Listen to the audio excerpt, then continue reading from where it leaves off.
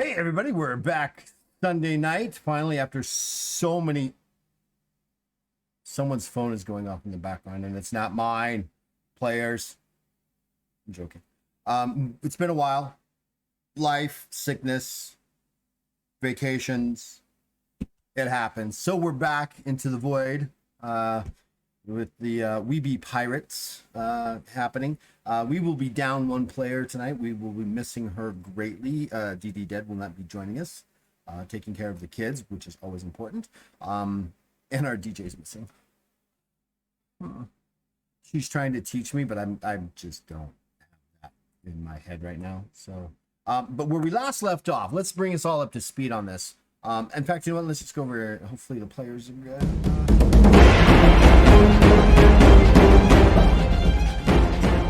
All there, cameras working. Oh yes, the cameras are working. Technology is on my side today. Good evening, gentlemen. Hello. Joe, seriously? Greetings. Seriously? Yeah, Joe. Yeah, Joe. The whole moving the hair back. Were you back in high school again? So where we last left off is they had been recruited by the rebels to go to another Sylvetris, which is in the Omniverse is an entire different galaxy or not galaxy, but the whole different solar system. It took them a while. They used the Hudato Drive for the first time, and they got to experience what it's like to be in the Hudato Drive. And they were pretty much almost destroyed by things that live within the Hudato. Giant tentacle-like things were chasing them down, and they avoided most of those, and they finally made it out. In fact, it reached out for them and almost grabbed them in the last second. But Uvnik, the wonderful pilot that he is, avoided them and brought them safely into the Sylvatris. They landed on the world that they're supposed to be going and meeting this pirate who's trying to set up his own domain in the Sylvatris, and he's doing pretty well, but he's got some issues and things like that. But they're there to find out what's going on with a particular project, and I believe the project itself gets some more information on the. Gotta get to the notes.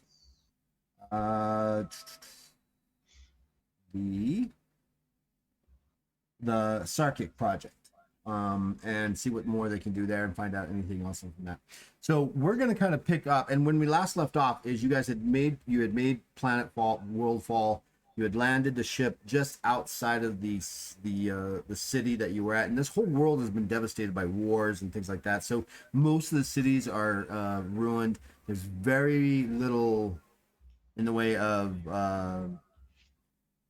beings on this planet other than animals and creatures and things like that. So most beings have fled and separated out into the Sylvetris and the surrounding worlds around them. Some are even back on Kralis and other worlds like that. And you land just outside the city. You take your levitation bikes, which everybody's described their own. I think that Katra's was the biggest one, and it actually had those big bars that rode up here like that, so she could control that beast. And I think you all had unique levitation bikes for your specific size and how you wanted to do it. Okay.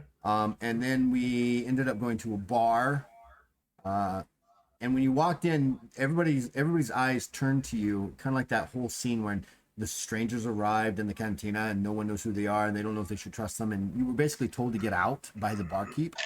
Katra, and I think I know Katra was involved, and I think was it either Yasha or Nakan?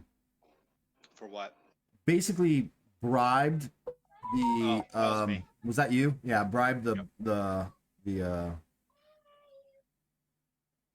I think all three of us were, because I have a bottle of their whatever. Right. I mean, you guys were all there, but I think the you guys kind of bribed the bartender to kind of like let you hang out and give you some information and things like that.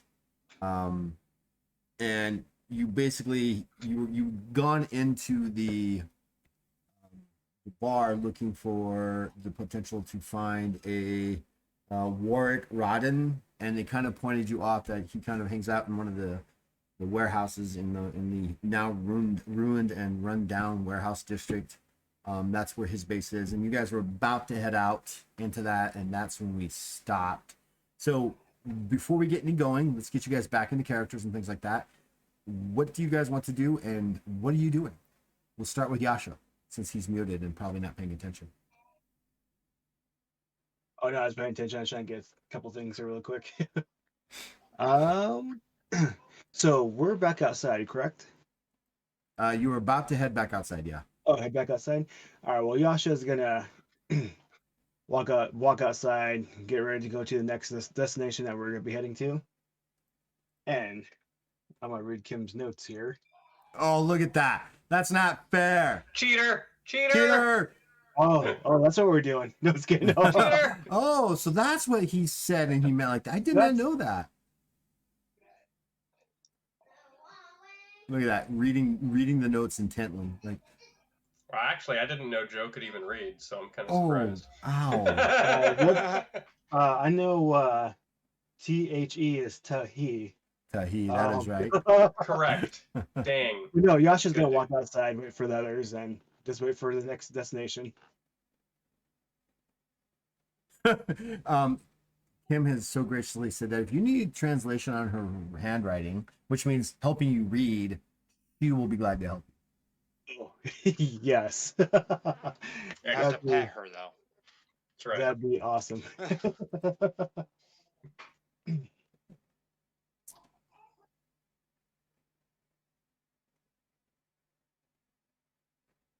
All right, while he's reading, Work. we'll go to Tarek. All right.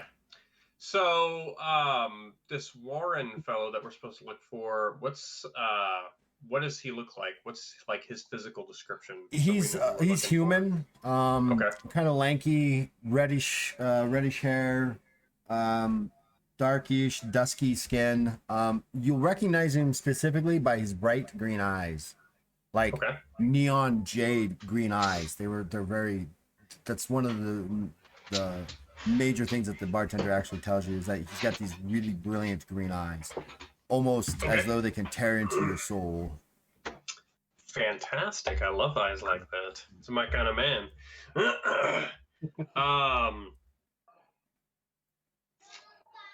We're trying to get the town to I trust us. think Tyrek's going to, since everybody's leaving already, he was hoping to kind of stay for a few minutes and get a drink, but we're gonna just head outside. So Tyrek's gonna look around, kind of just give everybody the once over, make sure he didn't miss seeing anybody important. Well, and most then of the step people that are outside in behind here, him. most of the people in here are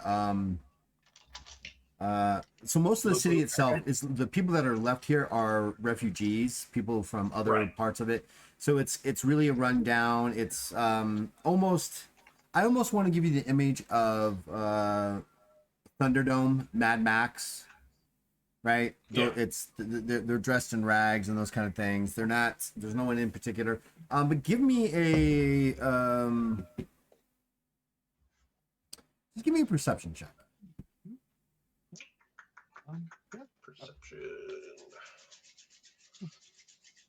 Wrong dice. I almost rolled a d20. See how I am?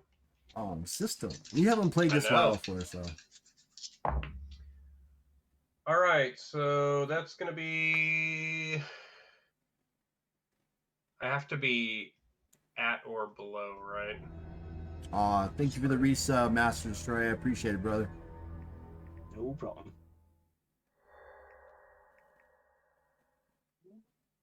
So I I, just- got 77 out of 76. So you that's got one success. one success. Technically, I'm gonna let you fail forward Yeah. on this. You failed it, but it's not. It's so close. As you're kind of like looking around the this Cantina Tavern, stuff like that, and you're talking to the bartender, you notice a small Elwyn kind of look at you guys like he's like been watching you, and then as soon as you begin to leave and he hears the name Warwick, he kind of quickly makes his way out a back entrance, or at least you think it's a back entrance. Okay. There's about 20, 25 natives in the bar, of various types. You know, sand workers, farmers. You know, the typical. We have been run out of town, and we're trying to survive. Survivors. Right. Obviously that's suspicious to me. So I want to try and like as he's leaving or as I notice him leaving, I kind of want to like catch details as much as I can about him so that I might be able to pick him out in a crowd. The biggest thing that you catch is that he or they are wearing a fairly so most of their hair is kept up in a top knot, right? Like it comes up and it's a top knot. They are wearing a very distinctive purplish glitter hair tie, I guess, probably, you know, like ribbon that binds that up. Very Other than fancy. that, it's really hard to, you know, for you, I mean, come on, you're Taja, who all Elven look the same anyway, you know, come on. Yeah. They're short, of course. small, and got big ears. What do you want? Yeah, we're all exactly the same. Yeah, exactly. Yeah. All right, and so with that, I want to head outside. I want to take note of like the kind of. You said he headed out the back, so obviously the opposite direction of the front door, Right. the door I'm heading out of. I want to quickly head outside and try and round the corner and catch up to him. As I step outside, I'm gonna tap Yasha on the back and head around the corner ahead of him, and then let somebody else take their turn. Right. We'll go back to Yasha now that Kim has come and translated the notes for him. He crypted the hieroglyphs. So All the Yasha, hieroglyphs. Yasha remembers that he's looking for someone. Let's see, it's Luckrate? Darga? Darga, The right? pirate, yeah, the pirate. How? Oh, jeez.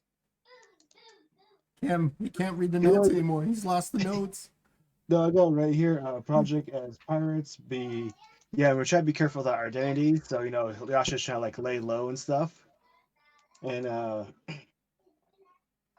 Well, Darga is a primary force here. Actually, you even told us when you were shipped here that that's going to be your main contact. But no one knows exactly where he's at. All they know is that he is a up and coming source of criminality in this Sylvetris. He's trying to kind of consolidate all the other crime lords underneath him, hopefully. But he has a direct connection with what you're trying to do with the Sarek project ultimately. And you know that Warwick Radden is the one that knows and is supposed to be the contact. Not like he doesn't know you guys, but knows where Darg is. So we need him. yeah, okay. That is Yeah. correct, DD. Yep. Yeah, and we were questioning the bartender and his whereabouts, but the bartender didn't trust us. Well, towards the end, he kind of started to give up some information because you kind of slid some more silver his way and you kind of loosened up a little bit. Yeah. Yeah, we were gonna head to a warehouse that's like 3 blocks away. 3 or 4 blocks away. Yeah. Anything else you want to do, Joe? No, I'll just follow Tariq outside more. All right, Uvnik, where are you right now? What's going on with Uvnik? I'm probably standing next to Nakan towards our bikes, and given one of the patrons at the bar warned us about the Vipers, I'm just gonna like do a quick side eye around us to see if there's anyone that might seem out of place. And just to give everybody a heads up, the Vipers are considered one of the more infuriating, if not, they're one of the levitation gangs, bike gangs around here. They protect everybody, but they expect to be paid a tax,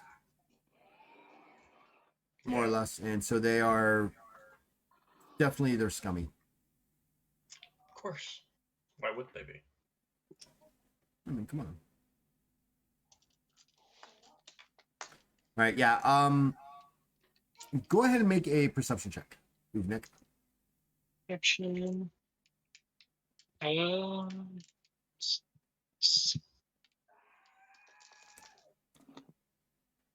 I got 6 successes. Wow. You see Tarek and Yasha kind of start to make their way around what seems to be the corner of this ruined building by themselves, and you catch off the corner of your eye dust being kicked up behind. Looks like several levitation bikes coming your way. Shit. Nakan, what's going on with you? Well, seeing 7 or like multiple bikes coming our way, and then Tarek and Yasha just kind of dipped off to the side. I don't know. I'm a little bit confused right now.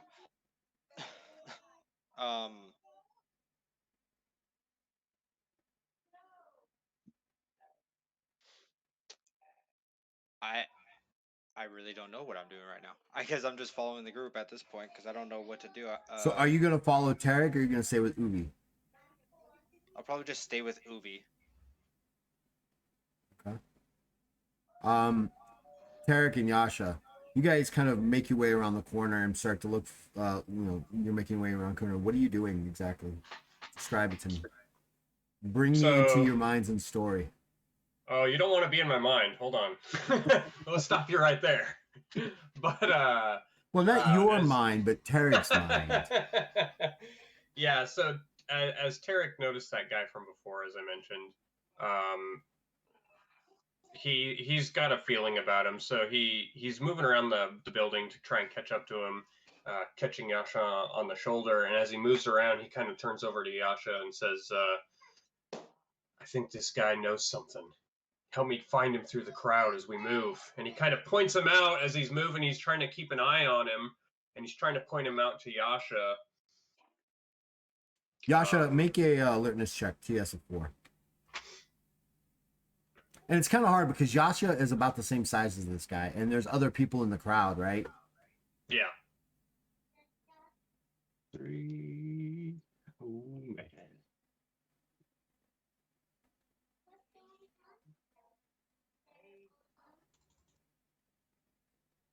Okay, I got 3 successes. You're not sure which one of the individuals he's pointing out. You know, he says he's humanoid, but there's other smaller humanoids there. Yeah, so I'm just kind of going through the crowd, looking back at Tarek, and kind of like pointing, like, Grab this guy. This one? This one? this. Just follow me. I've got an eye on him, and I'm gonna try and pick up the pace. All right. Uvi and Nakan, what do you guys want to do? I'm going to give you one action each of what you want to do, and then we're going to get into it. Oh shit! Get into it. I think I'd like to just keep an eye on the bikes as they're coming towards us, see if they're probably Vipers or if they're just some other group that's blowing through. Go keep my guard up though. Go ahead and make an alertness check, TS of 4.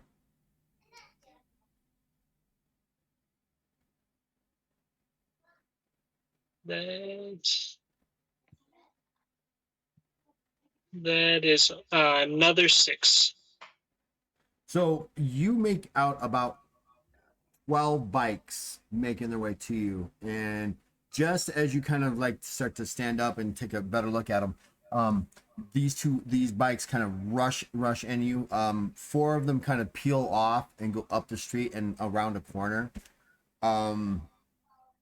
and the dust bellows over you and kind of as you're coughing the dust as it comes to a kind of like, there is a strongly built, well-built, muscular, thin human female there in front of you, and she kind of rolls her shoulders over the bike and kind of puts her arms up there and is kind of like looking at you and go, "So, you're the new ones in town, are you?"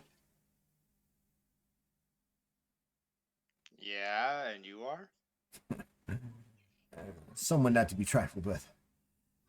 Look, we don't want to cause much trouble.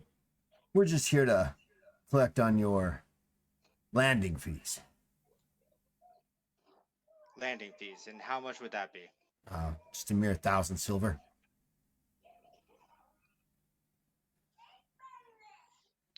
Your 1,000 silver. Ubink's going to like wave his hands in a non-threatening manner. He's like, well, we don't quite have that on our hands at the moment. Well, sure you do. It's either that or, we've been looking for some new levitation bikes. No, ours are nothing new by any degree, I think. Oh, but they'll serve for parts. Tarek and Yasha, as you guys are making your way through the crowded street, go ahead and make a alertness check against this guy's evade. I've got 3 successes on my evade. Where's my alertness? Oh, that should be easy. Roll low. 34, 44, 54, 64, 74. So that's 4 successes. Yeah, he kind of keeps looking back over his shoulder at you, and he keeps making eye contact with you. Now you know exactly which one you're after, and he keeps trying to like hide into the shadows of larger beings. You've seen this before. Oh, thank you for the resubscribe, my friend. Let me do a shout out here. Shout out. Shout out. I Shout think I can out. do this, right? Yes. Totally. I don't get to do these very often. There we go. Most of you already follow him or are involved in his games, but make sure you check out the Lord Baron's games, mostly Friday and Saturday nights, isn't it? Yeah. Yeah. On those dates. You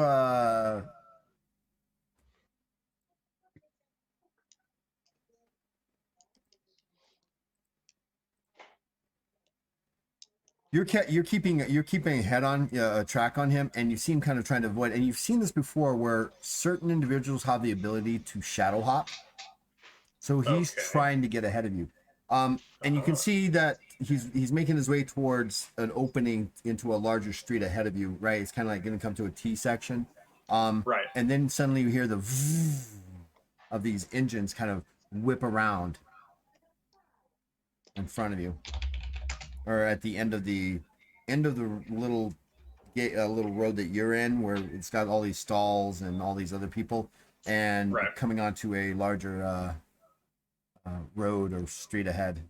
This is kind of like a side street in a sense, or an alleyway. Sure. Mm-hmm. Mm-hmm. What do you want to do? Well, I don't know who they are, and I don't know anybody in the city, but I want this guy. And so I don't really pay him any mind. As they pull up in front of the alley, I'm just like, oh, okay, I'm going to have to hop over these guys, so I'm going to try and jump over them.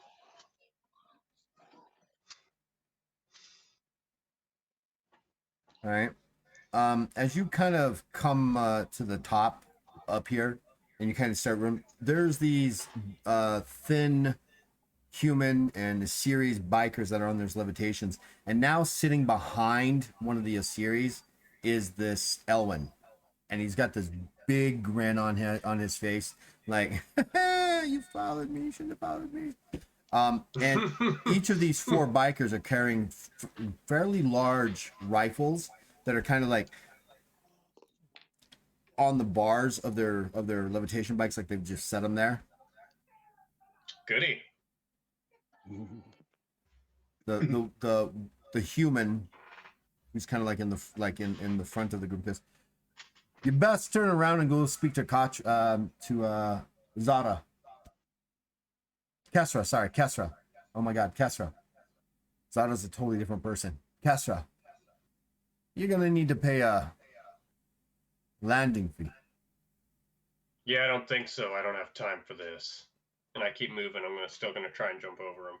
You're gonna so the Elwyn that you've been chasing is on the bike of one of the. He's on the bike. He's on the bike. Oh. And now you kind of all now that he's there, you know, they've got these short sleeves and stuff, these Yeah. leather biker vests, right? And they have this emblazoned V on each of their shoulders. That's been like they've been branded with a V. Okay. So I see this, and then I realize, because he's on the bike, and I notice it now. After I've said that, I kind of grimace.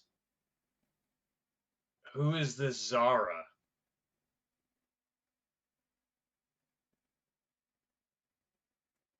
You should go talk to Zara. She's at the other end. I think she's going to be talking to your friends anyway. Are you the town guard? What is this exactly? No, but let's say that we protect the place for a price. Oh, so you're scumbags. I see. Yeah. No better than you are. I mean, Right. the only reason why new people would come here is to look for work. And it's not always legal. My business is none of yours, and I don't owe you anything. Spits on the ground. You see all the rifles kind of like, they get a little edgy, like they're all picking them up.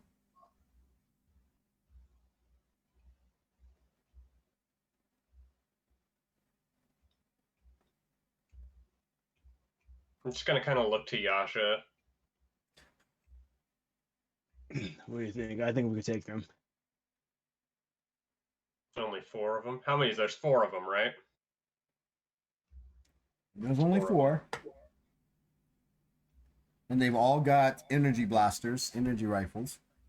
Or should we try the pity way and go back and meet up with Uvnik and Nikon? Well, seems this street's shut down, so we should go back and find our friends. I don't like walking through trash anyways. And so I'll just turn around and walk back. Here's a big shiny red button. Yeah! Buttons are my thing! How much can I piss them off before they actually start shooting at me? Yeah, all right, pretty much. So you kind of turn around, make your way back, and as you do, they kind of follow you behind, right, on their bikes. People are cursing them out and stuff like that. You hear a couple of the citizens get smacked with hands or guns or something like that. You kind of look back, and they're kind of bullying their way behind you, and they're lined up now 2 by 2. And the Elwyn is sitting with the Assyrians on the left front. The right front has got the human that was talking to you. And they've still got their, they're driving with one hand on their the handlebars, levitation bar, the bars, and they've kind of got their rifles in a way that if they had to get to them quickly, they'd easily get a first shot. Gotcha. You guys kind of make your way out. Uvnik and Nakan, what have you been doing during this time? You better be talking shit. I'm trying to. I don't think trust anybody can talk as well of shit in this party as you can, Terry. That's right. I mean, you are the face. Make me proud, guys. Uvink wants to make one last attempt at dissuading them to go away. It's like, we really don't have that kind of money on hand, and our bikes aren't worth the parts that they've been scrapped together with. All right, convince check. Convince. Oh, that's actually pretty good.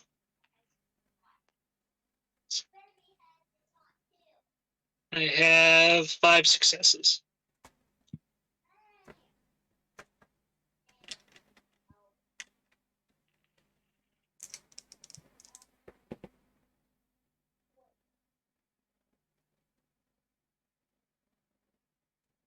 The one that you're talking to goes, not for me to decide. I'm just supposed to keep you here. Well, no. Well, actually, it's Kessler there. Kessler's there. She goes, your friends are coming. Let's see what they have to say about that as well. In either case, it's either 1,000 silver or you'd be walking home. Perhaps not even leaving the planet. Nice ship you have. Uvink's going to grind his teeth a little at that. I'm gonna quietly motion for Nakan to get ready for action, because I want at least a signal from our other two before we bounce into any trouble. How about this? Just a 800 pre, and just we'll call it good. 800. We'll call it good. Convince check, or haggle. Either convince or haggle, since you're haggling now. Okay. One success. One bike of yours with the parts will easily bring in more than 800 silver. Perhaps we should just take your bikes. That's about the time Yasha, Tarek, you guys kind of arrive there. Kesra is there, and now that you're there, I'll give a better description of her. She's a tall, drink of water. She's her sides of her head are shaved. She's got this purplish red mop of hair that's been braided out behind her. It's really long. She's covered in tattoos, but she's also covered in horrific scars of past battles. You can tell just by the way the vipers around her are acting, they follow her word to the letter. And they rarely question her just by the way they're acting.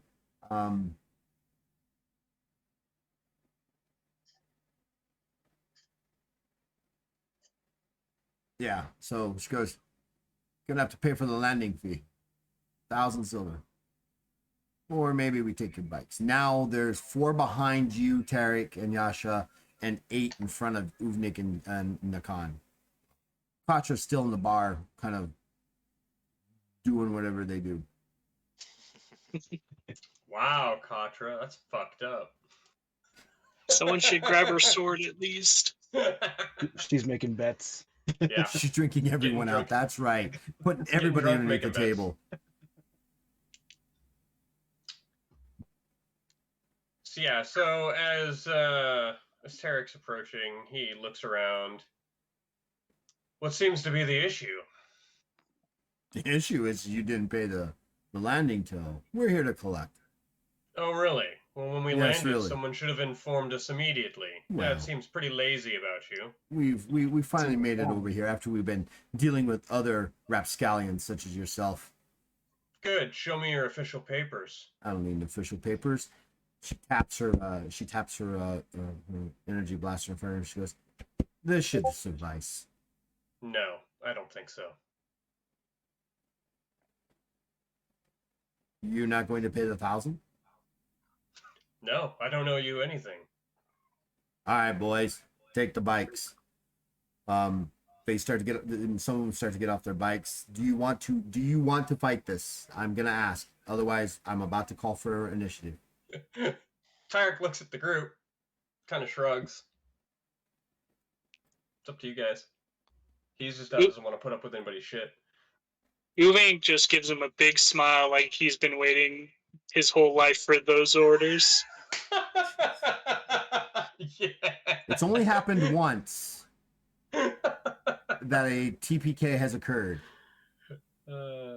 Let's hope it doesn't happen again. All right. So Yasha's gonna walk up to is it Krissa? it's Kessa. Yeah. Kessa. Yeah, Kessa. I go, whoa, that is a nice blaster. Where'd you get that from?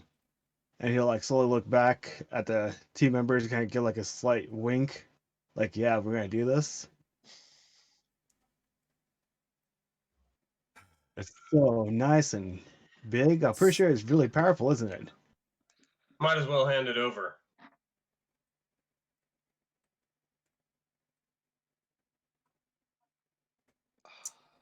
It's not much for a small talk, huh? I'm the GM is busy setting up stuff. All right. We caught him off guard, guys. Congratulations. You did. I mean, there's a fine line between bravery and stupidity. I walk that line. You are that line.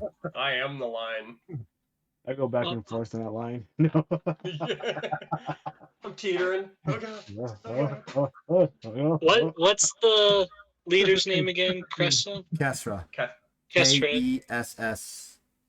Kessra. Kesra.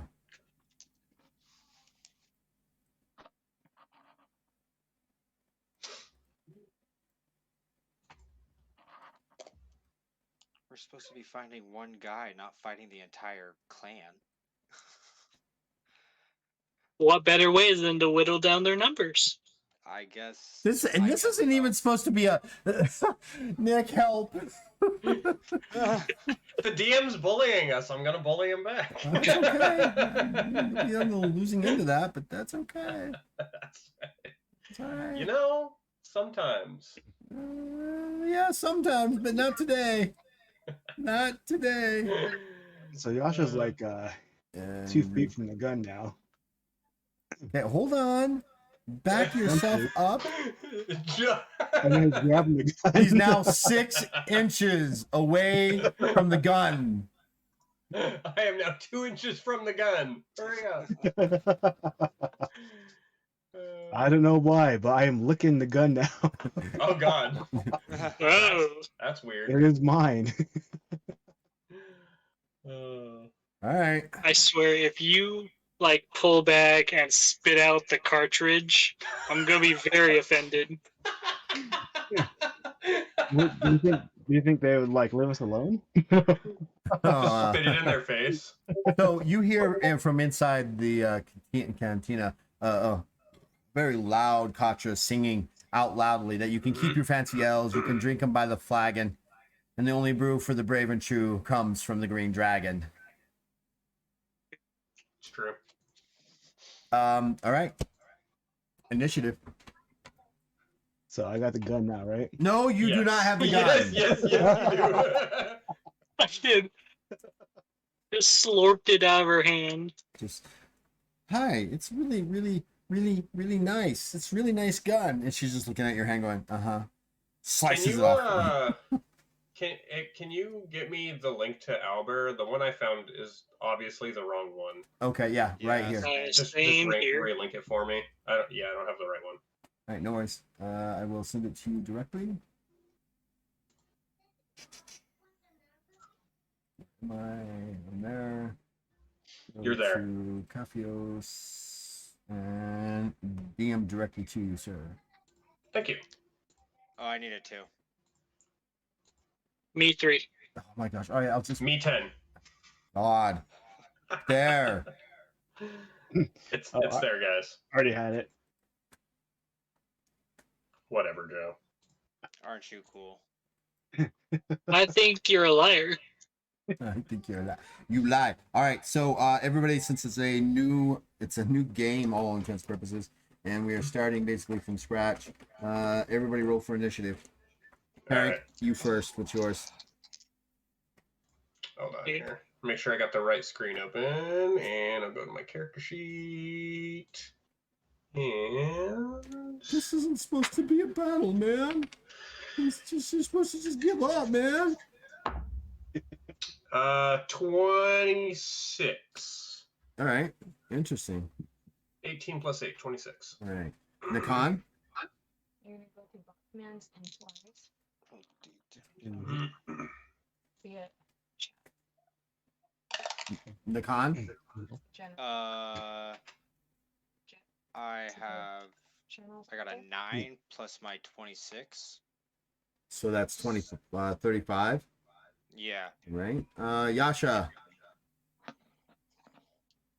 I got 23. 23. Boxmans. And well, you'd say Katra, but Katra's in the bar having a good time. He's probably the only Yeah. survivor of the whole thing. That's right. Kim's gonna come back, and it's just gonna be a one-on-one. No, it'll be 1 on 8, and they will just smash everybody because the tank is missing. That's right. You're welcome. Uvnik. I got a 25. Wait, who started that? Oh, Kim showed me how. Kim, you are awesome. Kim did the things. If Did the you, stuff. she did the thingies with the thingy and did the thungs. All right. So right off the bat, Nakan, your turn, your initiative. You guys can position yourselves where you want to, but you are nowhere close to the gun, Joe. You're so close to the gun, Joe. You should just be right there. You're sitting on her Right lap top now. of the gun. Yes, right there. Hey, that's me. I can be your pet. Oh, whoops. He can be your pet if you let me have the gun. No. I'll be your lap dog. Lap ferret. No. No. You vile and evil people. We know what we're doing. Don't Nah. worry about it, okay? That's it. Okay, so according to the Lord Baron, it's chainsaw laser cannons. They all have chainsaw laser cannons as their weapons. Perfect. I needed a handicap anyways. You're gonna Thankfully, I'm immune to lasers. Good thing. No, Good thing. doesn't work Good that thing I'm way, immune to boys. chainsaws. Nakan, it's your turn. What are you doing? Or I'm gonna skip you. I am going to take out my poo dagger Tarek, you're on deck. Yes. All right. and I'm gonna throw it at. Oh, I forgot about the poo Kestra. dagger. Oh my god. Yes. Poo dagger. All right. So who are you throwing it at? Kestra. You're gonna throw it at Castra. Okay. Just go straight for the leader. If we're doing this, we're doing this.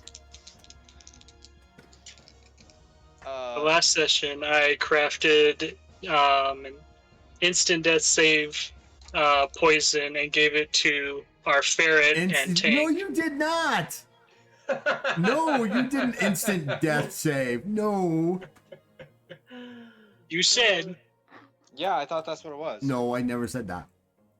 Because he got like a really good roll. yeah, I critted on the refinement of the poison.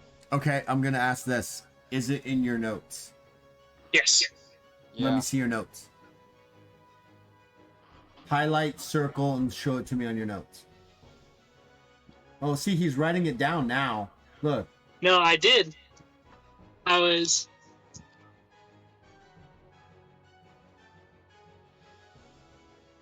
1 ounce instant death. Yeah, but that did you put that on a weapon or is that still in a vial? I gave Right it on my to Nikon and Katra. Okay, so Contra doesn't have it. Nakan has it. Nakan, did you actually apply it to a weapon? Mhm. Which is this the one that you're saying is the poo dagger? The poo dagger. Poo dagger. Jeez. All right. They get. It's not an instant death. They get a check against death if you hit. Yeah. If you hit. You better hit. Okay, That poo dagger so better hit. I just have to roll against my total skill. No, I get a physical defense.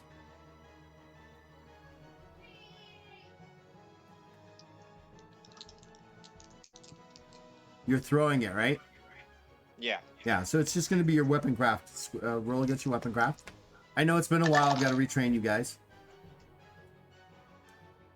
So I got 5 successes. Fantastic. Her physical defense.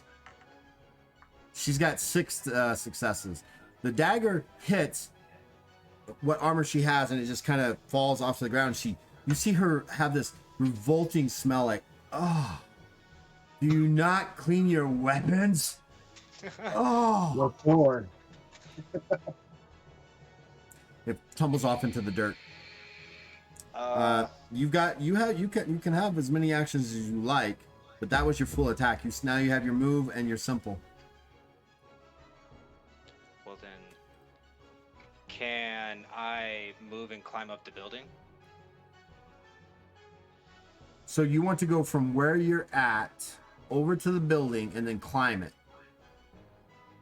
I just want to make sure that's right.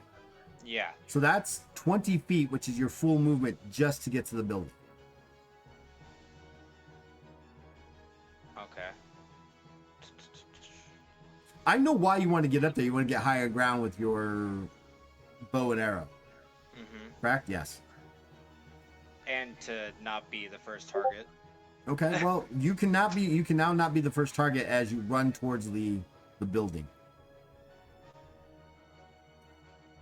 Oh.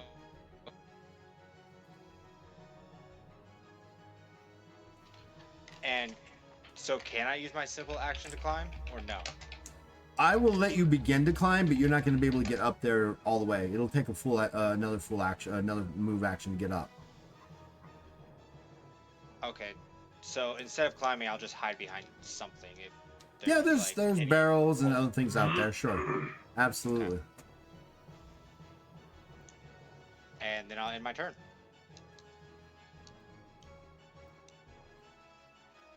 We'll put some grain barrels and other things out there. Maybe even a couple of crates. All right, Tarek, it's your turn. All right.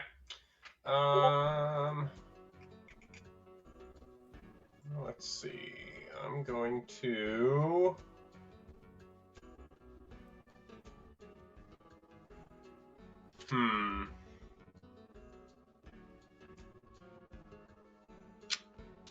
Damn it, Yasha! Why you gotta be so close? Because I was gonna get the gun. I know you were. Well, that's just one of 12. Just to let you know, that's one of 12. Sure. Let's see. Hi, we haven't played in like 2 months. All right. We're just gonna all die. Would I be able to shove my way past these two to get in here? Where? Right behind the chick. Right? Can you see the ruler I'm drawing? No, I can't see your ruler. Oh, so There's Right. there's a little like teardrop thing that you should be able to use. right there.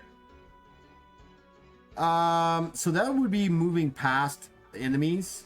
Yeah. They would have a strength check to stop you, both of them, Okay.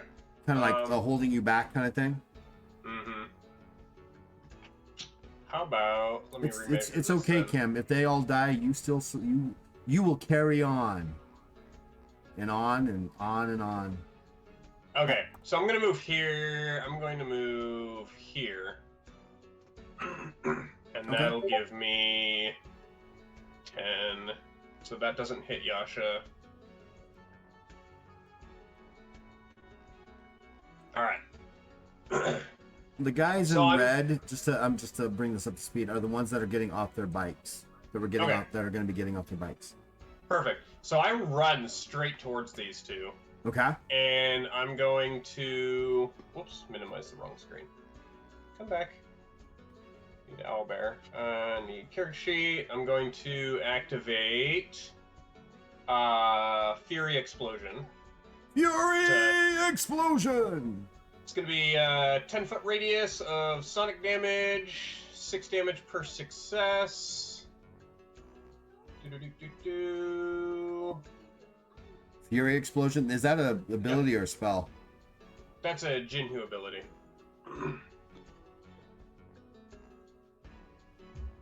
So I need to range cast, duration instant, full action, Jinhur. No. Jinhur is everybody's worst attribute unless I actually build it for them. You know what I'm saying? Yeah. So I just need to roll against my Jinhur, correct? Yeah, you Jinhu discipline. Yeah. Roll as low as you can. Let me find my discipline. Gotta scroll back up. Oh, should be easy, hopefully. That's a pretty high number. 18 against 70. So that is 5 successes.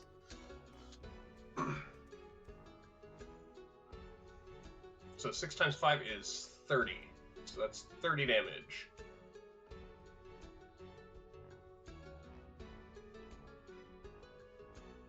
So how many successes did you get? 5. They get, 6 damage per success. Right, but they get a defense against that. Right. I've only got one success. That one does, and the other one has got it's gonna give me an additional 3 successes. So the one has 4. You only have 4 successes with, and the other one you've got 8 successes against, because he Okay, critically well, I'm hitting- failed. Yeah, I'm hitting 4 of them. Who are you hitting? So I hit this person, this So, person, Kesra. this person, and this person. All right. So all 4 of these. All right. So Kesra gets a roll. She's gonna re-roll. Whoops. Didn't mean to do that. Hit the wrong She button. should have taken the right roll. And the series behind her is going to roll. All right, so all of them. So Kesra and the series both failed the roll, so we'll take 5. The one that's in purple over here is going to take a total of 8 successes because he fumbled his Jinhur discipline.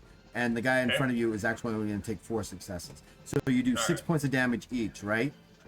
So 8. Yeah, 6 damage per success. And does it ignore armor or 40. anything like that?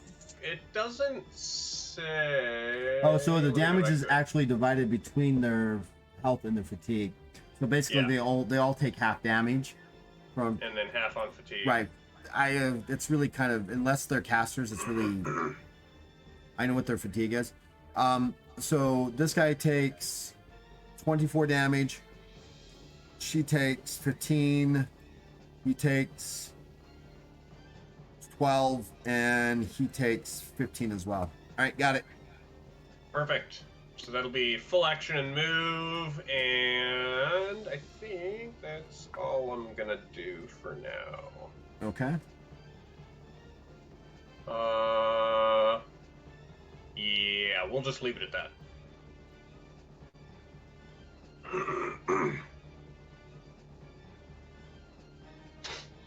And I need to deduct my points on fatigue.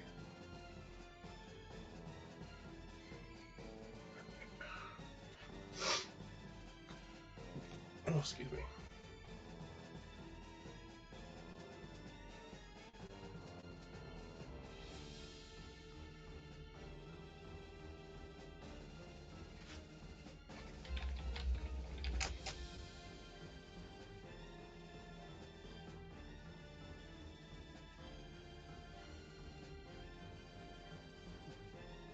All right. That's the end of for you, right, Tarek? Yes, that'll Alright. be my turn. The Vipers. These two are getting off their bikes and we're coming to collect your bikes. Now they're going to turn towards you.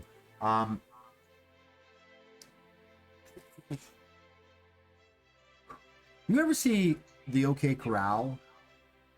That scene in the OK Corral with the gunfight? Nope. You've never seen OK Corral? Oh, wow. I have Anyways, not. yeah, there's a lot of shooting, a lot of dead. So Sweet. they all are going to shoot. They're all going to take one shot at everybody that they can see. So we're going to start with Nakan. Directly right now, you can't be seen by anybody over there. Uvnik, you're going to get shot twice. First one here has 4 successes. It's a physical defense for you to dodge the blistering shot of this energy rifle.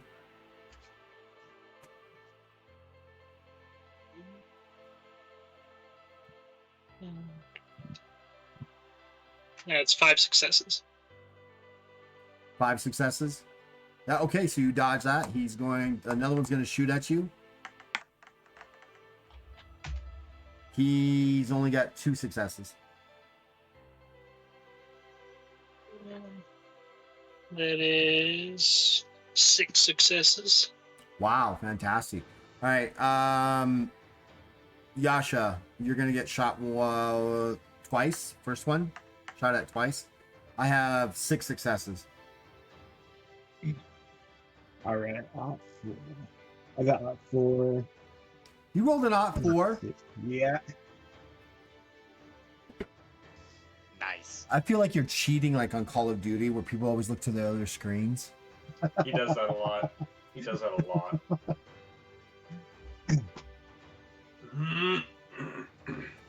Yeah. Yeah, I'll put up like a just a cardboard barrier around Joe's section of the screen. Right? Yeah. Split screen, split screen. That's 5. That's 5. Yeah. All right, someone fires at you again. I've got 7 successes on this one. 4 successes. Oh gosh, yeah. So you get hit with 3. Yep. I believe these guys, if I remember correctly, I think these guys do.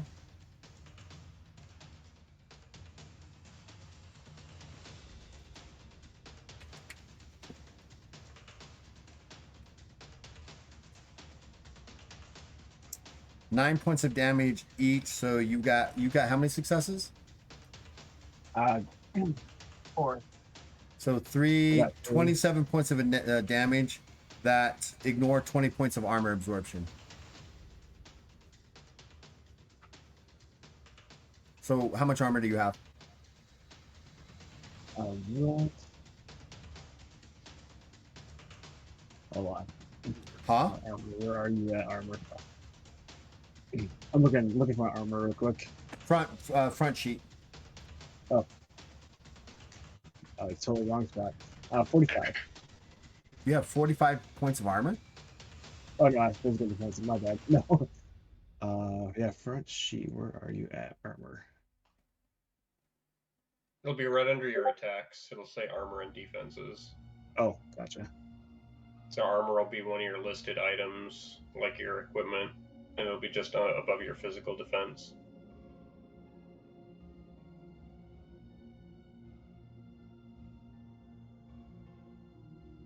I'm not finding it. Did you not put it down on your sheet?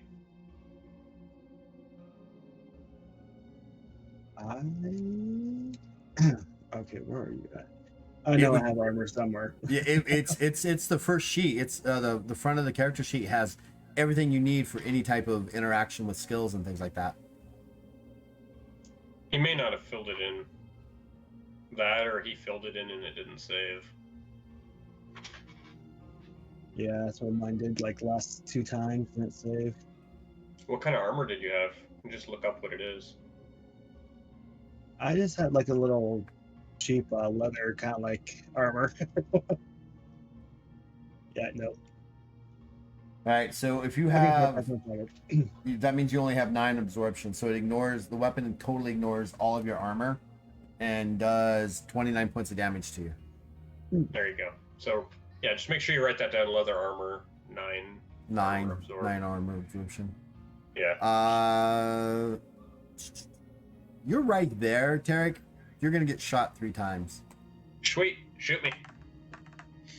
I've got 5 successes. So that's going to be 3 successes. So that's 1. So that's 2. That's 18, ignoring 20 armor. Okay. Second one. 3 successes. That's only 2 successes. So 9 points of damage, ignoring 20 armor. Okay. And the last one. Misses. Ah, perfect. Kessler says, "You better surrender those bikes. You know, adding death to the scene around us isn't good." Uvnik, your turn. Alrighty. I'd like to throw myself back behind these barrels with Nikon because I'm not feeling like being shot again. And then I'd like to take a shot at Carice here. All right. What are you shooting her with? Fine quality rifle. Okay. How do cold shots work again? So if you want to try to, depending on what you want to try to do a called shot against, will determine your skill penalty. I'm trying to just shoot her in the face. Headshot. Yeah. Headshot. All right. Excellent. So while that is an excellent idea, I'm gonna let you know that to do such an awesome shot, which is a headshot, which is basically are you trying to kill her? I take it. Yes. Okay, so that's gonna be a death blow. It's a -100 to your skill. Oh. You can Oh, still man. roll an ot 1 to ot 5. It's still if you crit, you crit. I just need a crit. Just need to crit. You got this. Just got crit. You can do this. You can take her out. Do it. Damn right I can, because I got a 3. So let's do this then. Let's do this. What is your skill score? My skill score is 56. So minus 100 takes you to needing 10 successes, basically. Reduces your score to 50. So now you've got to roll at least a 5 or better on 5 or your better. on your on your critical determination scroll. And if you do, she gets a stamina check to ignore it, but it's not very easy to ignore this. It doesn't matter what she needs to ignore because it's a 1. So you Damn. shoot her and you hit her in the face, but you hit her off onto the side, and you just leave this massive gash right across her cheek, and it just erupts in blood, and she screams out. You know, she covers her face. She goes, "You're gonna pay for that." That's a warning. I'm gonna shot. yell back, you can caress these nuts. Heroic luck. I'm gonna give you heroic luck for that. That was good. That was good. Do you want to do anything else, Uvnik? Do you want to fire again? Yeah. I think this time I'll take a shot at her bike and see if I can hit anything important. All right. So that's gonna be at a minus 20. It's 20. Does my... Hold on. Does my... That's not... improve multi-strike affect that at all? It does. It doesn't. It's what it does allows you to strike instead of it being a minus. What would probably be a minus 30 is actually still a minus. It's a minus 20 to target Okay. the bike, right? Yeah. Alright. Pooped bullets. That is 5 successes. Roll me a charisma check real quick, Charisma. and tell me how many successes you get. Oh. Wait. So 4. 4.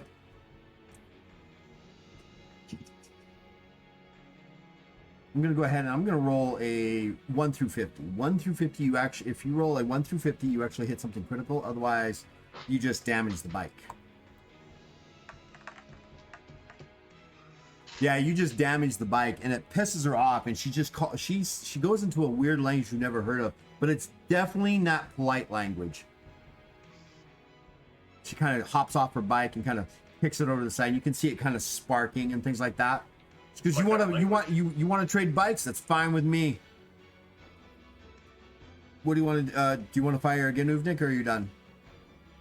Let's see, yeah, I got 3 more before I have to reload. So I think I'll take another shot at her because I'm feeling pretty good about. You're feeling cocky about it, huh? Yeah. All right, let's go. I'll shoot at her bike again. That's only 1 success. Yeah, you hit the bike, but it doesn't quite do anything. You kind of like hit the metal frame, the frame of it. Oh. Alright, 3.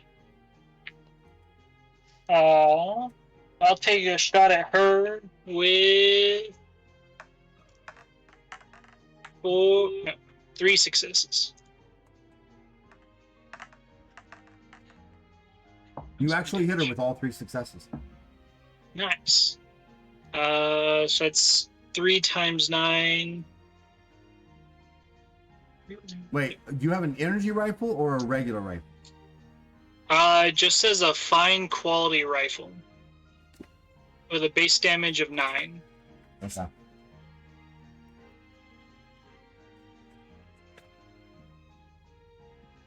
The special notes are 2H and Yep. Got it. A20. Yep. So it ignores 20 points of armor as well. Yeah. So you hit her, and you hit her in the shoulder. She just now looks at you with these dead eyes, like, "You're gonna pay for that." She looks at you, goes, "I'm gonna skin you while you're alive." You want to fire again, Uvnik? Of course. I think she likes to.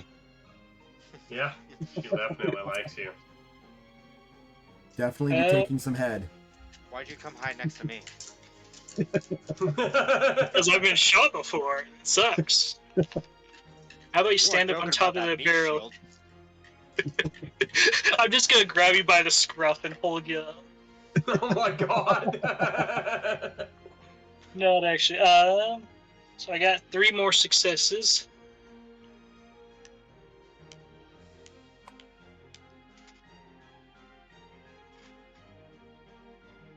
What's wrong? Oh, not this time. She's got you dead on, and she sees just as you go, she kind of just rolls her shoulder just as your shot flies past her. Alrighty. I think.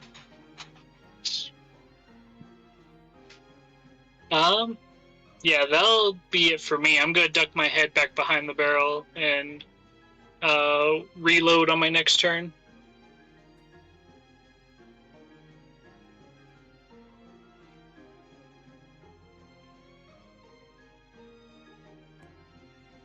All right, Yasha, it's your turn. Okay. I'm gonna do insect horde. Oh, the bugs. Here come Yeah. the bugs. And I'm gonna Every time. go around with these guys here. Okay, there's that. Okay, let's see. 20 against how much was it again? Don't worry, Uvnik. If we get in 3. trouble, I can always just ink. In ink. Now, would it be awful because I could see through it? Can you see through it? Fair. I Oh, because- can. yeah. Well, no, it would be dark. Yeah, and that's 4 successes. So you're doing summon insect horde, right? Yeah.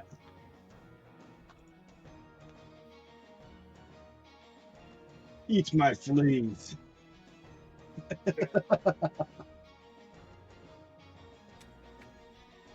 So are you? What are you calling down? Are you able to do flies, or are you still just using, gnats? No, I should. Oh, let me see here. 7. What do you have? Arcane touch, legendary. Heroic. Right. Yeah. So you're still stuck at gnats. Okay, gnats are. Yeah, they're still pretty bad. gnats. All right. Where are you placing Damn it, this thing Phil, at? that's like your signature move. Well, the I'm thing not- is if he increases his ability to cast spells, he can summon biting flies, hornets, killer bees, and devouring locusts at some point. Ooh. So he's just still stuck at gnats. Those little things that get in your nose and your eyes that make it uncomfortable to Oh, do yeah. anything. Yeah, so I can tell you from personal experience that gnats are fucking terrible, and fuck that noise. Yeah, but what would be better? Biting flies that actually do physical damage to everybody that ignores armor. If you get like 10 gnats in each eye, you're not gonna see anything. I'm just saying. Well, that's why they have a I'm penalty to just the saying. defenses. All right, where are you pointing it? Right there?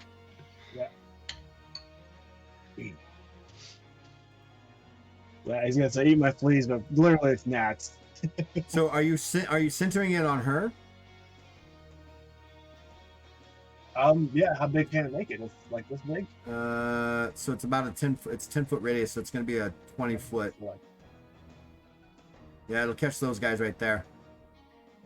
Okay, awesome. Yeah, that's good. All right. All right. So so there's no defense in here. You just this cloud of gnats suddenly appear there, and you can see them kind of, they're in my eyes, my nose. So basically, this will last for how many successes did you get on your spellcraft check? 4, so it'll last for 4 turns. And everybody that's in there has a -20 to their physical defense while these gnats get into eyes, noses, and mouths. Phew. There's your personal experience, Caphios. And the Yeah. gnats will start eating their eyes. The gnats don't This do is that. something I've been dealing with for like 5 days now. On your walks. Yeah, I yeah, bet the you gnats have. just started coming out, and they're everywhere. Oh, that's so natty. All right. So natty. Natty ice. Natty. All right. So that's the end of that turn. We need to get faster with you guys are so not used to it. Nakan, it's your turn. Okay, so if I climb, will that take away my attack turn? No, that's just your move. Okay, so I climb up the wall onto the Okay. roof. Yep. Try to get some coverage, Sure. and There's then a I'm partial gonna, chimney up there. yeah, I can fit. Then I'm gonna take shots at her, Kestra, Okay. with my bow. But before I do that, I'm gonna use my simple action to say a prayer, which will Grant give yourself a me- bonus. Absolutely. Yes. Plus 10 bonus to my damage for the next turn. Wait, are you a divine caster? No, I just have prayer. You're able to have prayer with charisma. Right. Yep. You just say, may the force be with me. The force is. I am one with the force. The force is one with me. Exactly. So that's plus 10 damage to my next turn, and then on top of my bow and arrows, that's plus 20 damage on this attack. If you hit. If I hit, I. So it's a get plus full 30 fine. damage if you hit.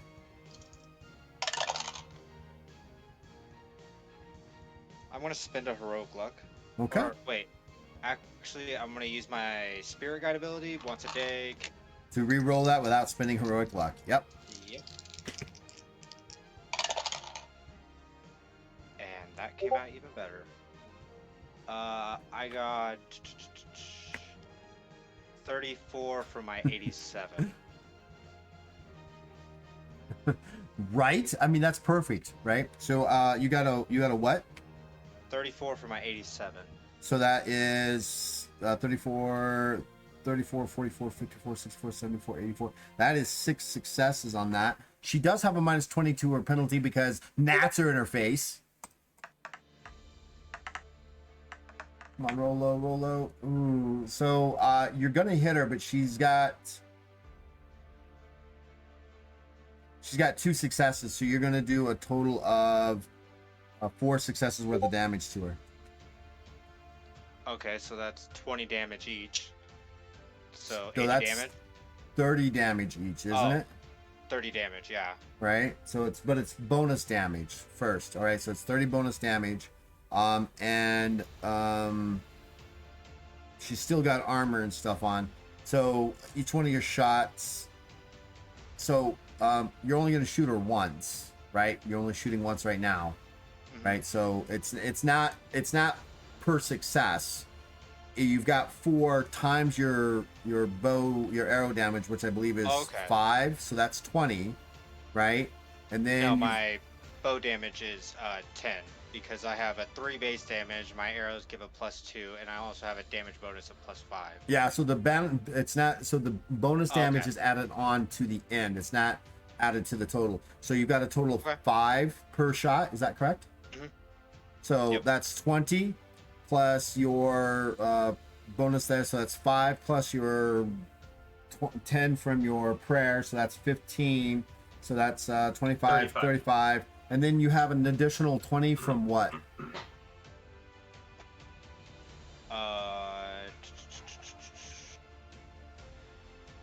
No, I don't think. Wait. No, I don't have an additional 20. Right. So it's plus 15 total. So that's a total of what? 35, right? She's 35. got armor. You hit her in the shoulder and it pierces all the way through and she screams out in pain. Want to fire again? Yeah, I'll fire again. Do you have I have multiple strikes. you have improved multiple strike? All right. Yep. So this now is at minus 10. 6. I got 2 successes.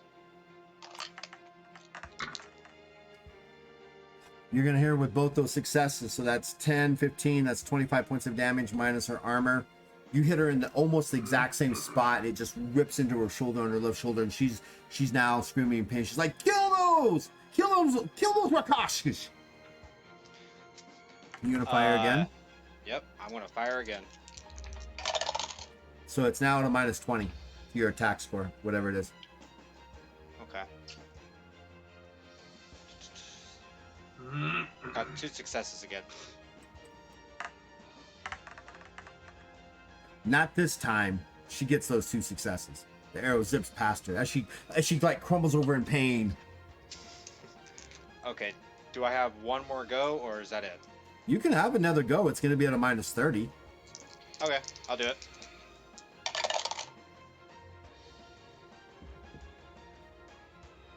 Can I use a heroic luck? Sure. Okay. I should have just kept that the other one. I missed. You want to fire again? Yeah. Okay. Come on, dice. Nope, missed again. Okay, Okay. I'll end my turn. All right. Tarek, your turn. All right. So, since all 4 of those units are still close to me, I'm going to do another Fury explosion. Okay.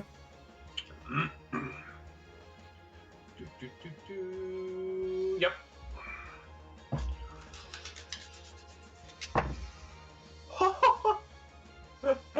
Was that a crit? I heard.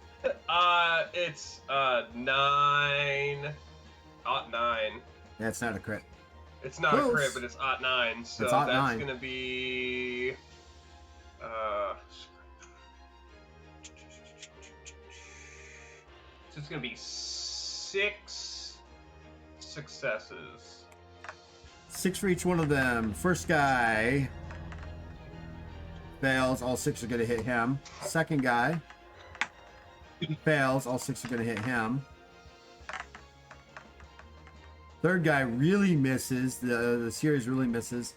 And then you're doing it towards Kessler as well, right? Yeah, all 4 of those units because they're all within 10 feet. She actually succeeds on this. Wow. Straight up succeeds. Well, no, she's only got 3 successes. I apologize. 3. So 3 are going to get through. So that's 18 divided. So she takes 9 Right. HP. And then everybody else is going to take 36 halved, right? So 18 halved, each. 18 each. Hey, to do we have health. raiders? Did we get raided? We did. Wait, did we just get raided? Ah, Gimli! Thank you for the raid! Let's do a throw out there. Thank you so much. So, as is tradition, you guys, I don't know if you guys remember this or not. Yeah, it was like 20 heroic luck, right? No, it's a full rank. Oh shit! Hell yeah! You don't get it now. After the game, you get a free Right now. rank. It's not right now. Stop the game. Everybody rank up. No, so yeah, you guys remember that. You guys, so whatever you are right now for your merit determination, you just go up. Yeah. So like if you're at rank 6 and you still need 1500 to get to rank 7, you go to rank 6 or rank 7 and now have 1500 to get to rank 8. Okay. And you also have to actually add in the new ability score for that as well, whatever that ability is. So it pushes you out, but you get a free new free rank. So thank you so much, Gimli. You just ranked up the players. Yeah. Thank We you. appreciate it. Thank you. So Tarek, damage has been assessed to everybody. Yep. All right. So because it's been a hot minute, I used my Jinhur. That means I can't make any regular attacks, correct? It's Right, full- because it's a full action. Correct. Right. Okay. You can just wanted to move make sure. and use a simple. Some Jinhur are simple actions, but I don't think you've even taken any of those. I have quick strikes that I can do. So that would I be don't your know if martial arts, right? That's your Right. martial arts. So I Yeah, that's mean, my martial arts. I don't know if those are actual. I think that's simple. still part of my normal. That's I don't still think that's normal, yeah. simple. Yeah. I don't want to move because I'm in a good spot. Because I'm still within range of 4 units. And there's gnats there, and I don't want to walk through those. So I'm just gonna stay where I'm at, Okay. and we'll call it good. Call it good. So this Viper kind of, pushes out of the circle, gets his, he pushes with his bike back. You hear Kasha yell out "Bakrish" very loudly, and She turns her bike on and it just zoom. She literally flies backwards hundreds of yards as she just boom. And then suddenly what you see is each of these vipers tear off and tear out. This guy tears off. This guy tears out.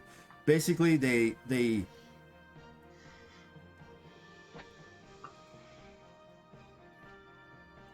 They've made room. no, they're fleeing. Yeah, they're running away. We scared the piss out of them. Well, especially when she was way down. She wasn't gonna survive another volley of that. Yeah. Huh? Said aw. Dang it! I wanted to have another bout of wits with her and the end of my gun. So yay! Wow, you guys actually survived that. That's impressive. I'm very happy for you. They didn't actually. I think I kind of pulled punches on that. I didn't want you guys to die because it wasn't supposed to be a death thing. I'm not gonna let you die for that. It's alright. They would have died anyways. They would have died anyways. So you guys have got this kind of under control now. They split. Doesn't mean they won't be back, but they split for now. Derek's just dusting himself off. I'm gonna crawl down and pick up my poo dagger. I love that. Since give me a charisma check TS of 4. The luck attribute. Charisma check, TS of 4. Ooh. Can I do heroic luck? No. Damn it. I got 2 successes. Okay, so your dagger, it looks like when it fell, it kind of fell right into the dirt and stuff, and the poo has been contaminated. It's no longer poisonous in the way that you are. I love this song. This is a good song. It's a good song. Yep, it is. This is our victory. Right? Our victory song. Okay, Scared so the shit out. You started focusing on her, and she's just like, we're done. We're done. Back off. We're done. We'll come back later, but we're done for right now. What do you guys want to do? Uvink would like to take a quick look around to see if they had dropped anything. Maybe something loose fell out of their pocket. Especially with her actually having been knocked down to her knee. So what are you looking for exactly? Shiny things. Shiny things. She didn't leave anything. I mean, for all intents and purposes, they no booked guns, out of there. No guns slid off their. Damn. No. I thought I'd give it back. Yeah, I'll just keep it until I see him again. Yeah, I want to hold on to it so I can Just return hold it. on to it so I can return it later. Yeah. You know, be that good citizen. Yeah, absolutely. But Yasha does notice that she did drop the blaster, so he picks it up. Okay, Yasha. Okay, there's a no, so. Yeah, totally. It's like, No. "Yeah." If I need to say no, then I'll say no. He says yeah. He's actually saying yes. It's No, opposite way, no so means yeah. no. Except when it means yes. I was gonna say except when it means yes. It never means yes. No is always no. Unless you have heroic luck. Then a no is a maybe. Okay. No is a What do you guys Oh, want yeah, to do? no. So the fight kind of, you guys disperse and everything, and the bartender comes out and he's you can see people kind of crowding around him. He goes, I've never seen that before. You've actually made them leave, or at least retreat for now. You're welcome here anytime. Oh, Sorry you. if we caused you any trouble. Well, they don't know it was me or you were affiliated with me in any way. I don't know you, but you're always welcome. Next time you come around, first round of drinks is on the house. Excellent. I'll We'll try take to it stop right by now. as soon as we can. Oh, or right now. We're drinking. All right. He'll be glad to serve you. Take And my there's drink and you right can now. hear whispering of, I can't believe they actually made the Vipers leave. No one's ever done that before. Well, no one's taking my money either. They didn't deserve it. They didn't earn it. It's You mine. walk in there and you see just Katya just. There's like a group of mugs around them, right? And they are just, and they are bellowing. He's bellowing out. You can't even make. You can't even understand it. It is a deep throat song that's just echoing, and it's actually kind of relaxing. It's throat singing that trolls do, and they are doing a throat song, probably one of some sort of drinking song that they've made up, or there's I don't know. We don't have canon for this, so Whatever trolls do. whatever trolls do, they do. Ah! Actually, They it bellow like sounds- whales. No, it actually sounds more like this. That's a It Chewbacca. sounds like whales. Can you pause the music, Joe? Yeah, let me.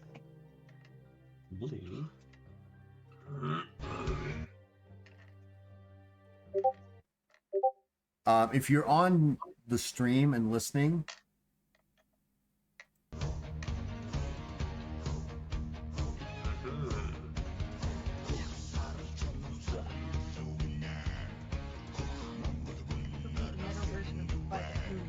it's deep throat singing, courtesy of the Who and Mongolia.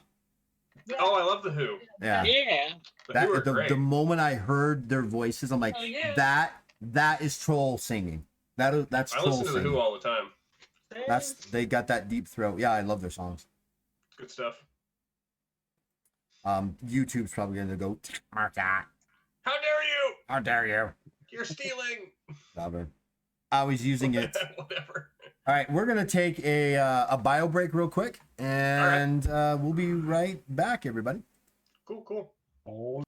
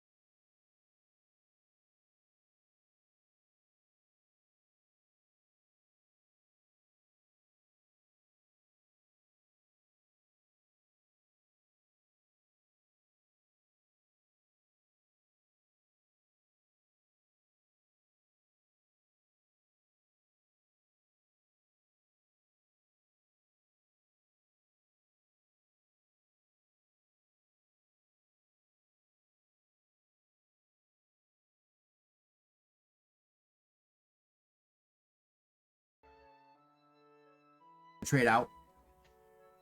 I think we improved. I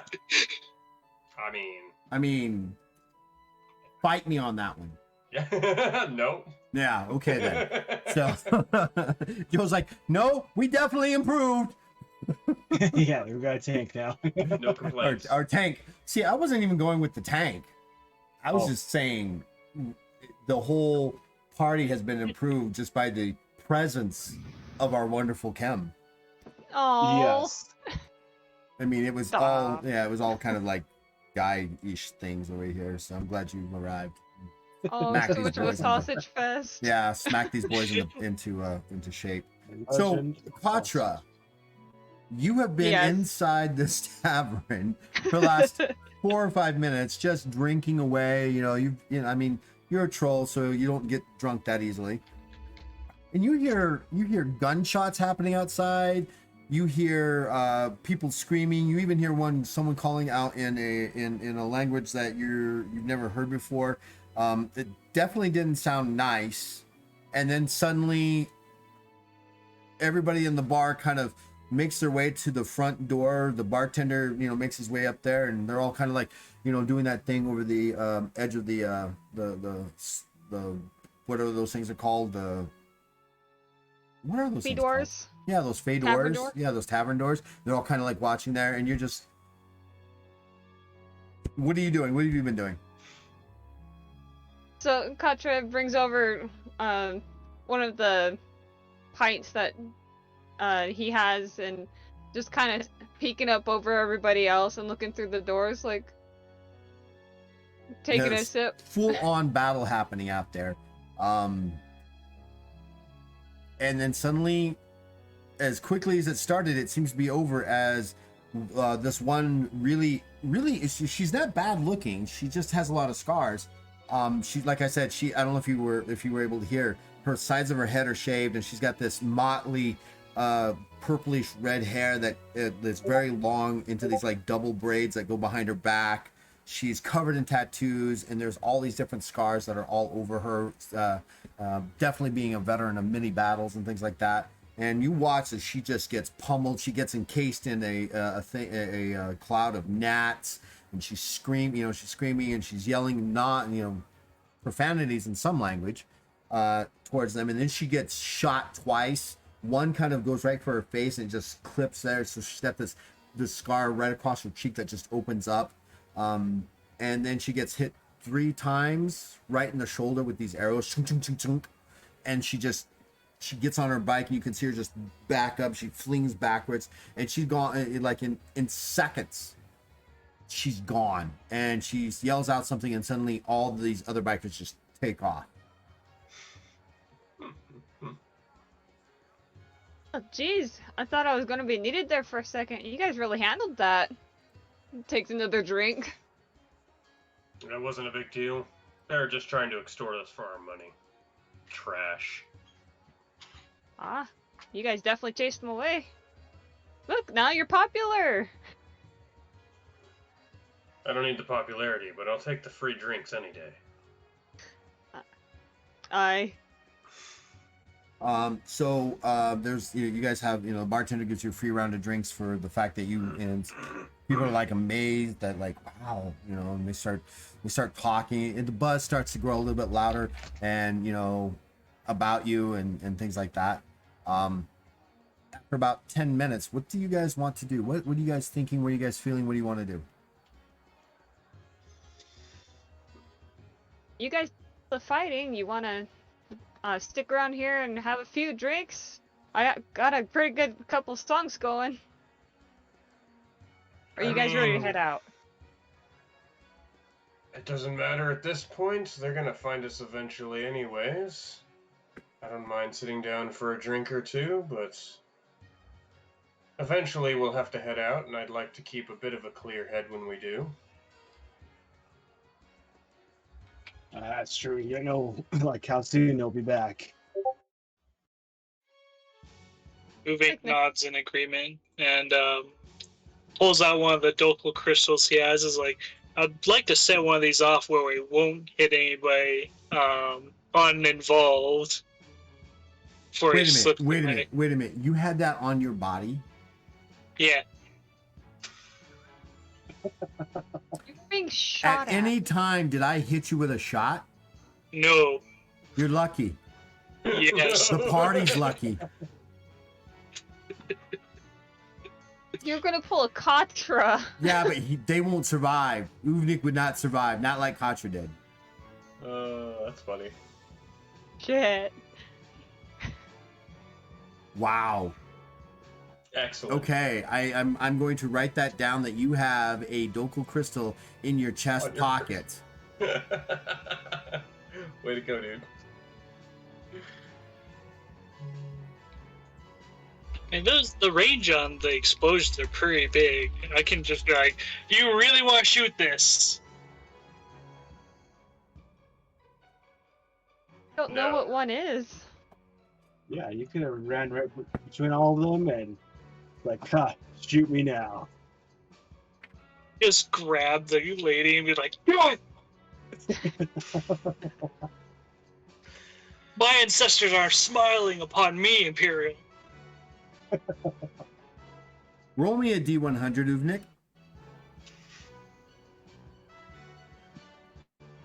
That is a 19.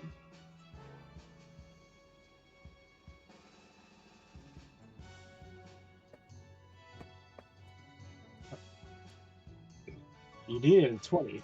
No. That'd be my luck.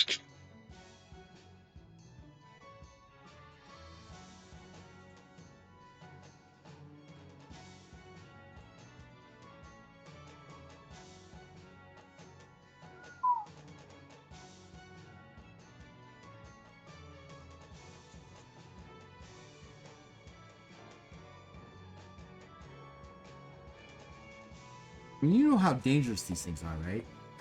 Yeah. We saw what it did to Katra's hand and that thing she had stuck her hand into, so.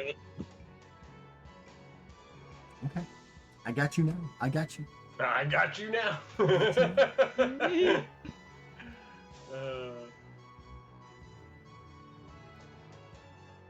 All right, so you guys want to hang out here and drink for a while is what you want to do? Yeah. Yeah. Probably try to go over some of our info. All right. So, you guys think the bartender guy might give us a little bit more info since, you know, we're kind of more acquainted with him now? That's probably a good idea considering the circumstances. Okay. So, how do you want to go about asking him for more information? How do you approach it? All Talk right. to Yasha's him. gonna- Talk to him. Talk to me. I'm the bartender. What do you want to know? How Okay, you gonna so do it? Yasha's gonna hop down, Go on, he's Yoshi. gonna clean himself up a little bit, look all shiny, Oh God. one leg up. Oh, no. All right. Oh, you're not dog people. Come on, have a little dignity. So, I mean, you are a step above the average dogs.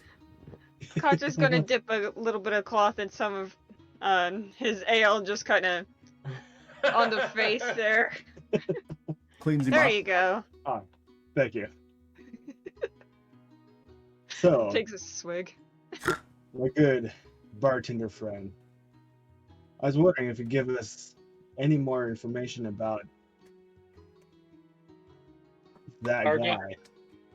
Yes. About who? Darga. Darga? Yeah, Darga.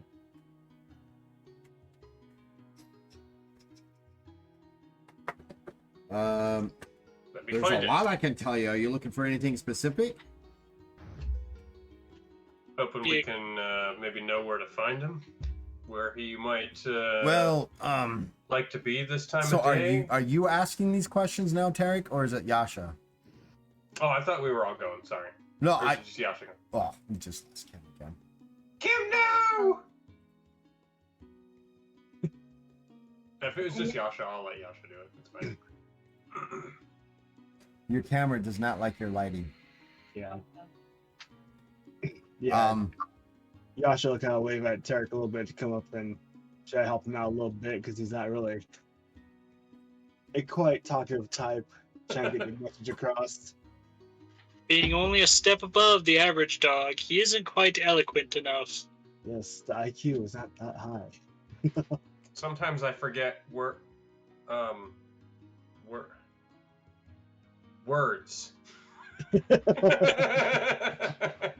The thing coming out of your mouth right now. The sounds.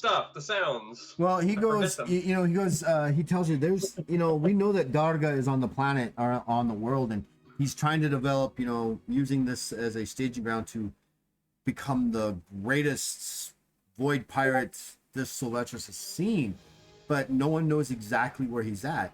I mean, he's got his runners, but the most popular runner and well-known runner is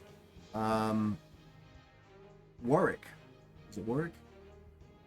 Yeah, Warwick Raiden. He's known as the Red Rat.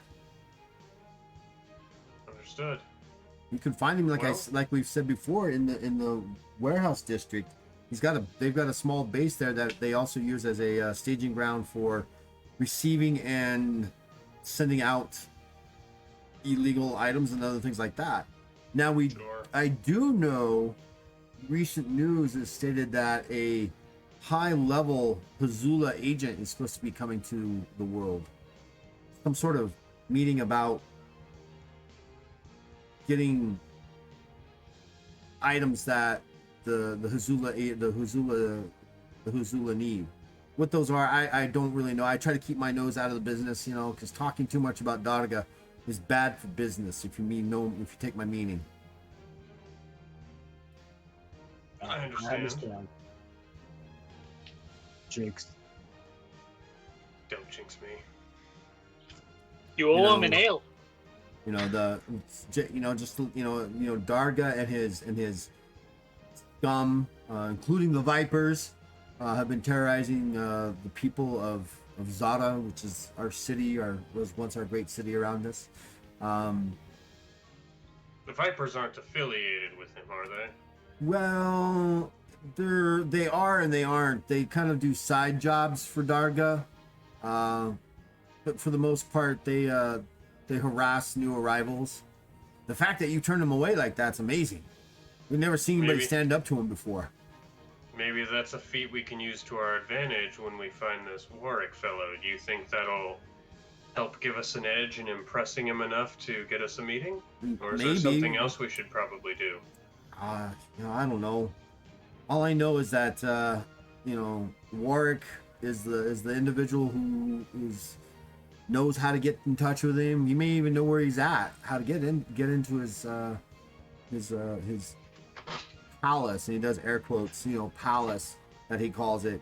We know it's somewhere in towards the center of the city, but with all the destruction of all the major buildings in there, it's hard to say. And you know what? We underfolk here try to stay away from the more center of the city. There's a lot of chaos and other things that have survived the war and continue to infest the city itself, besides Darga and his scum. Sure. Well, I suppose if that's all you know, we'll just have to take it, and we appreciate what you have. I mean, you try to keep your nose down and out of everybody else's grud, so you don't get taken out. But that's about it. I mean, if you want to know more, again, I think finding and speaking with Warwick will be your best bet. And again, he's in the warehouse district, about 3 blocks down from here, and that tends to be a staging ground for other void ships to come and land and deliver product and take product, whatever they're dealing in. Understood. I suppose that's as good a place as any then. Thank you for your time.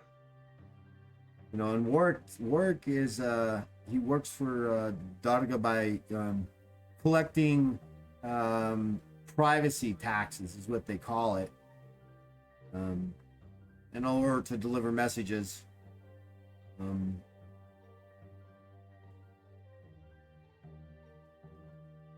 yeah. All right then. Well, again, thank you for your time, and I'll let's see, where's my character sheet? Where did I put my money at? Where's my money?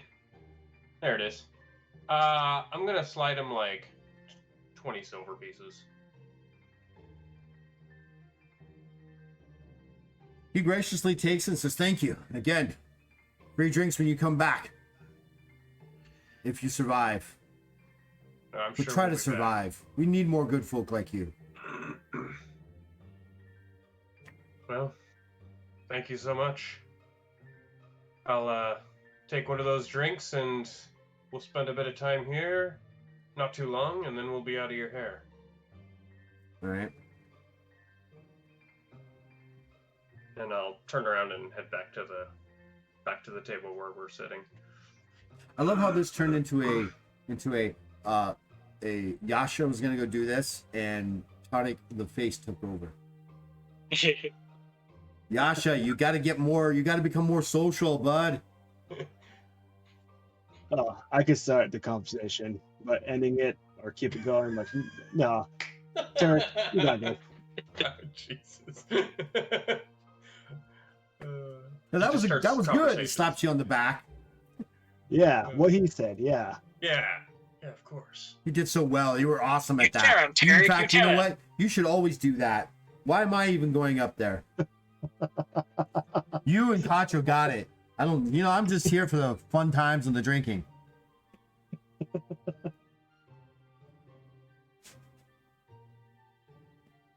You guys know you guys have magical items on you, right? Yeah, the ring. Well, no, even beyond that, you have a candle. There's some other things that you guys picked up that I don't think you guys have had the chance to actually identify.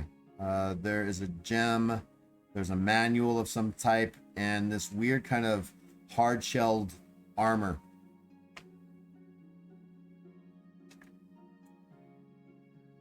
Check out these items we have. You would need someone to identify them, to magically sit down and identify them.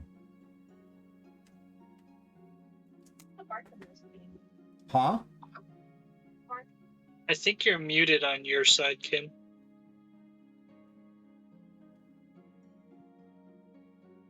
Can't hear you now.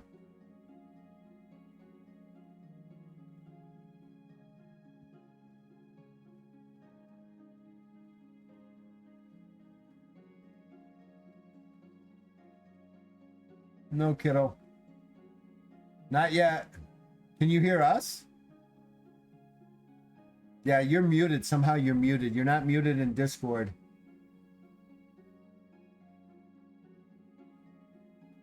Now you're muted in Discord. Now you're not. It's your headset. Do you have the headset that turns back to mute it and unmute it? Joe, go help her out. Come on, you're supposed to be the tech guy. Go You over just said there. that. What are you? You should figure it out. Oh, now she left. How about now? Yes, Yes? You can hear me? can hear you, but it's saying it's you're distant and echoey. Oh. Oh, I didn't know I even had sound to my camera. Okay. Oh, it was the switch on me when I.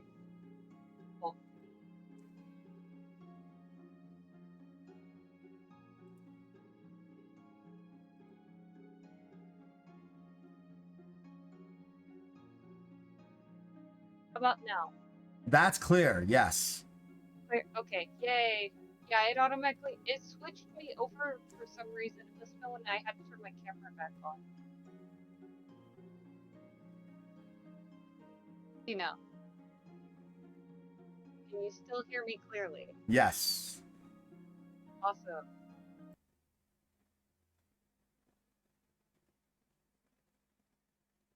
Yeah, but now you're not moving.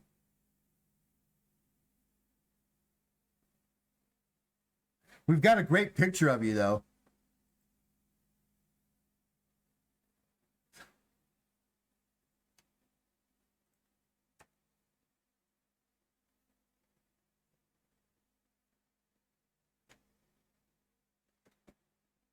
So you guys spend the next what, half hour drinking?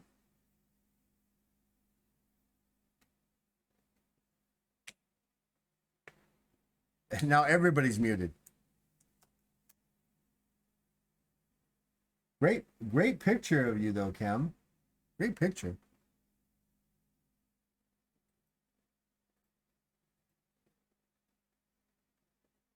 Don't worry about it. It's all good. It's a great picture. Don't worry about it. It looks good. Yeah. Yeah, don't worry about it. As long as we can hear you, that's the important part.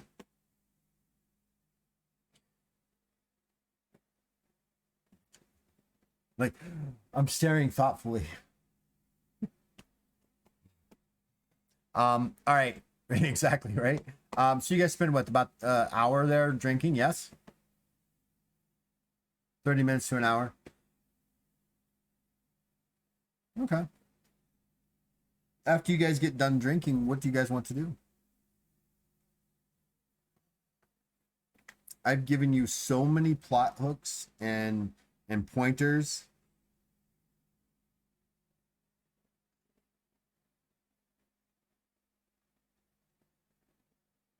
You both talked at the same time. Go, Katra.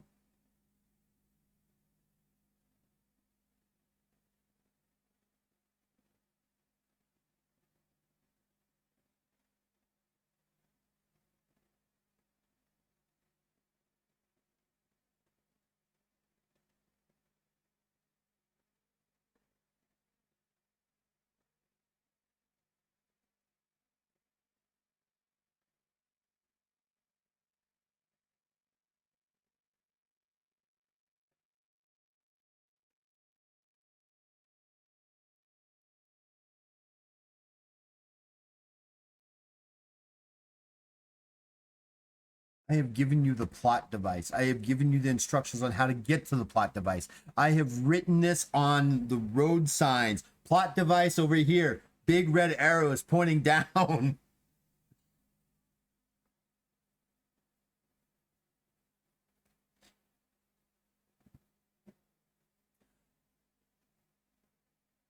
Oh my God.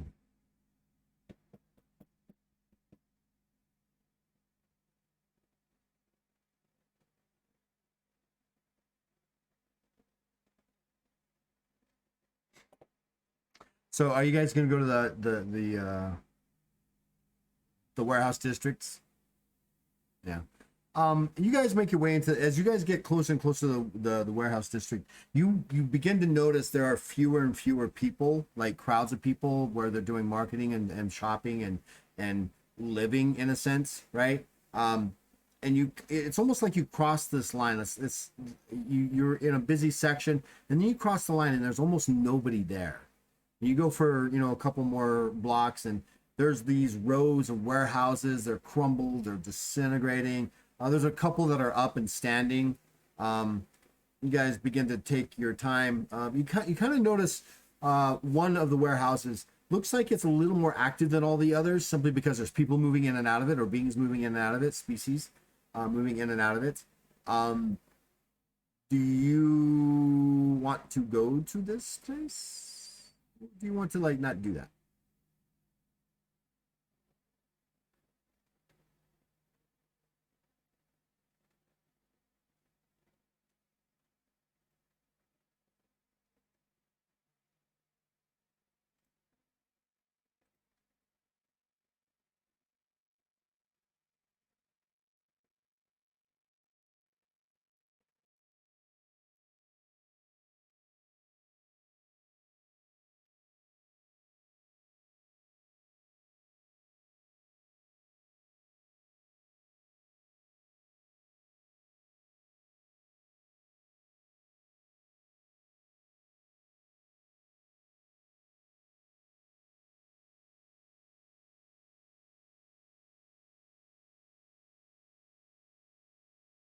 You don't want to use that Dokul crystal the way you're thinking. You don't want to. Just that is a oh fuck plan. That is not like that's not even like plan A or plan B. That's like fuck. Use it now. We kind of thing. So you guys make your way into this warehouse. It's it's badly beaten. It's broken. And let's see here.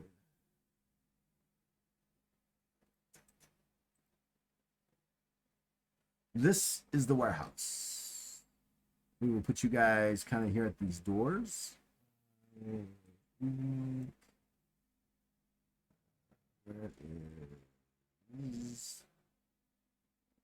Where is the troll? Where is the troll?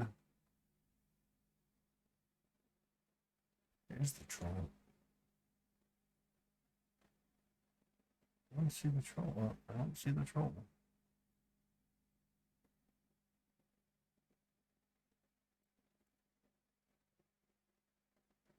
There she is. There's that one. And then there is who we missing? Yasha.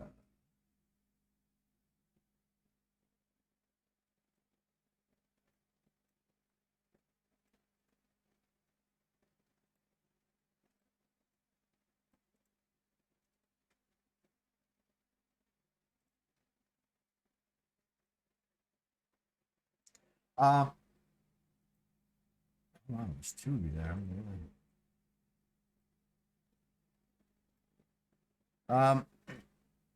You notice that there are a couple of large guards, Ben Canor guards, kind of like hanging out. You walk into the door. They walk to the door, and one kind of, "Oi, what are you about?" And this guy, he's well armed. He's got a heavy two-handed imperial sword on his back. He's got two pistols on his hips, and he's got his arms are crossed, but he's got a rifle, like he's holding a rifle crossed. You know what I'm saying? I don't have a rifle like that. This one begins to make his way towards you. This one kind of moves out over here.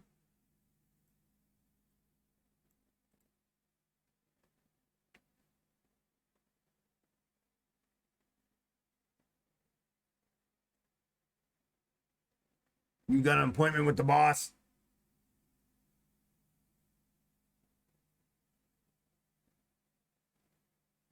Well, if you gotta ask, you don't know then. So maybe you should move on.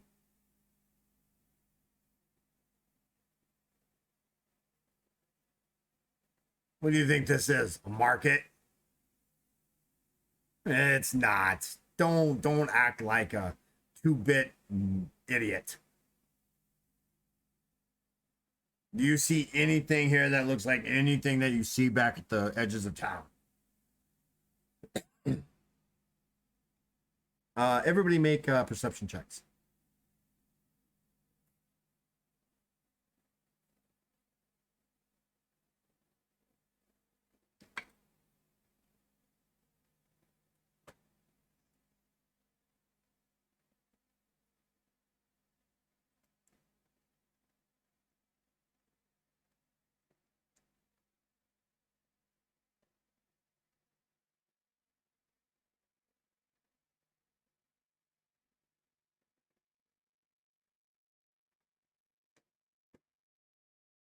All right, so I'm hearing 4 successes, but I didn't hear from everybody. All right.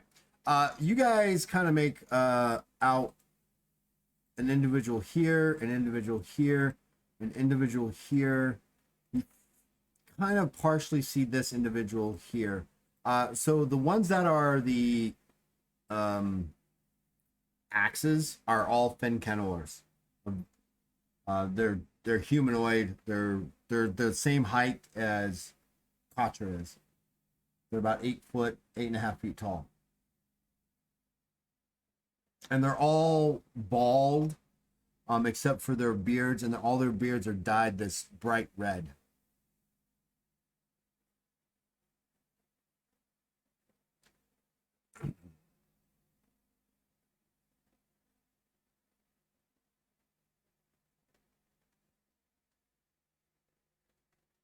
No.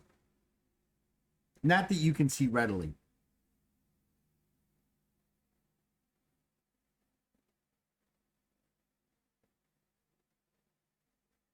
So you do have a appointment with the boss?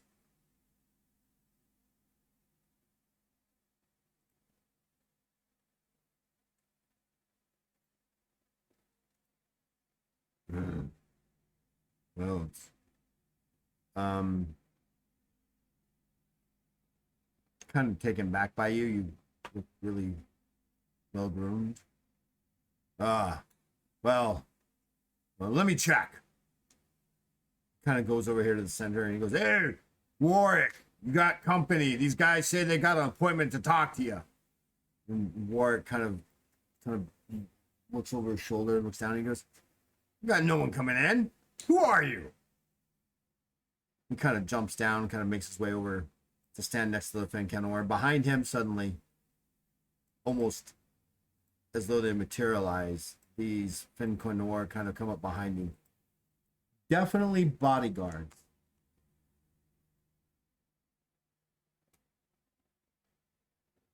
What do you need? Actually, let me get into words for. What do you need?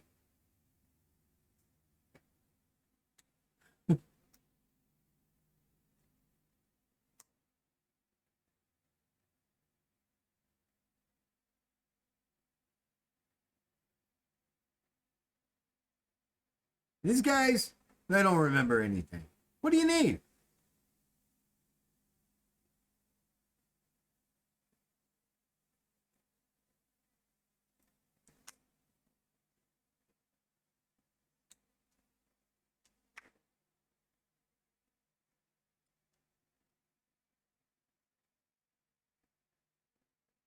You pull out the bar and you instantly get his attention with that. And the moment you say Darga, he goes, "What do you want to know about Darga? Who are you?"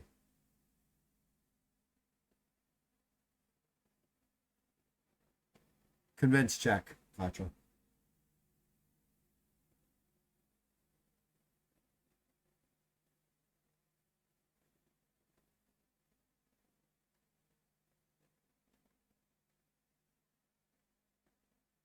You can do a heroic luck to re-roll it.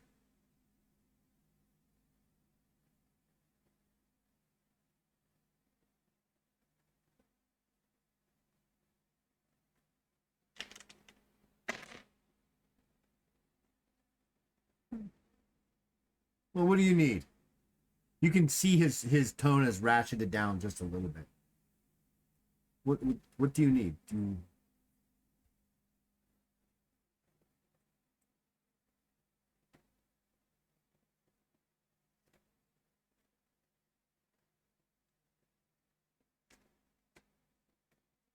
There's rebels and resistances all over the Omniverse. You're not special.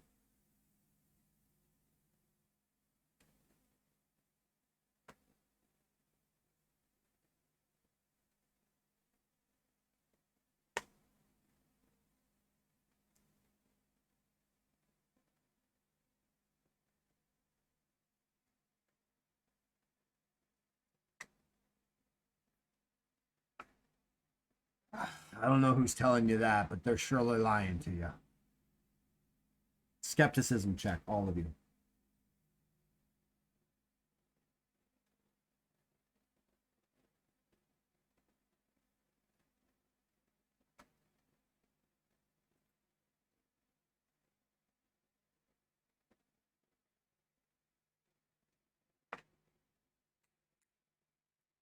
You got 9 successes. Okay, so what's your skepticism check? What's your skepticism? So that's 5 successes. You failed. You got 2. Of course you did. Of course you did. Well, roll your critical determination. And don't forget to take a heroic luck. Your dice don't like you right now, Katra. Roll it again.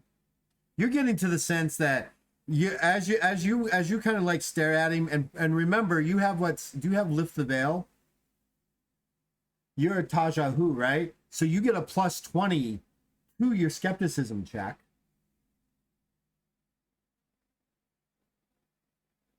That's 19. And you're getting the feeling he's really beginning nervous about talking to you about Darga.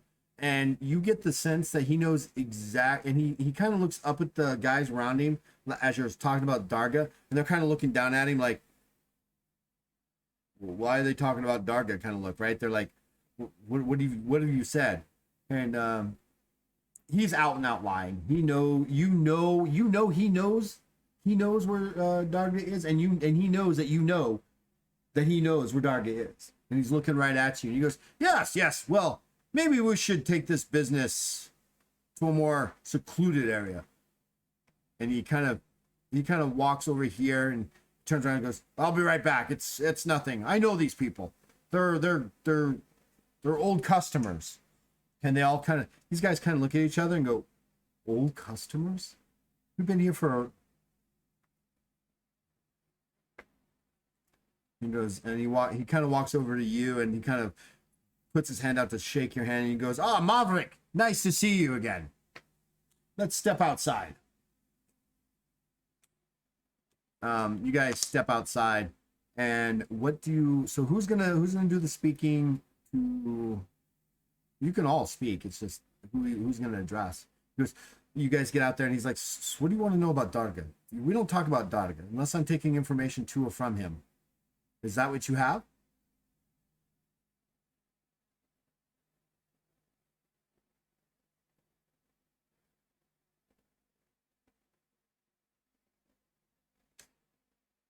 All right, so before you continue, understand you guys have been given identities as the need to become to try to make names for yourself in this sector as small-time pirates. This is something that it's been a while since we've actually talked about this. You've been given the identities. That's the reason why you are off the books when it comes to having allies. And you are you've all been kind of sent here in order to find out more about the Sarlacc project. Darga is a major contact, but you all come here under the disguise of looking for work as rising pirates in the Sylvetris. So with that framework, because I don't think you guys remember that very well. I barely remember it.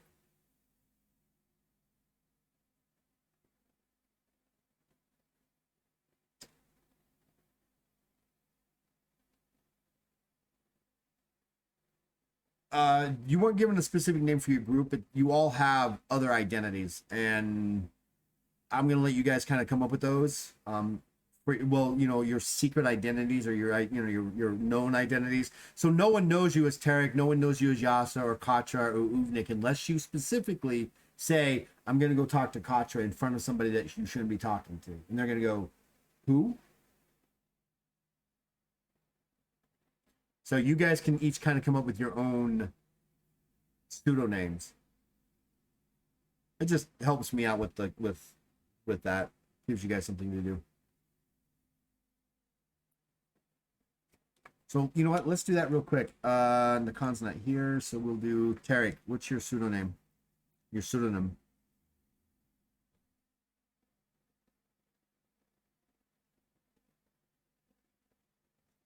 Okay. All right, Uvnik.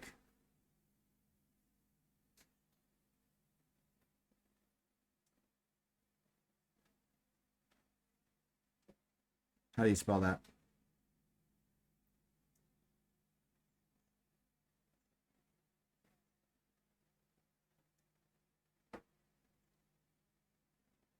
All right, Nebu. All right. What about Yasha?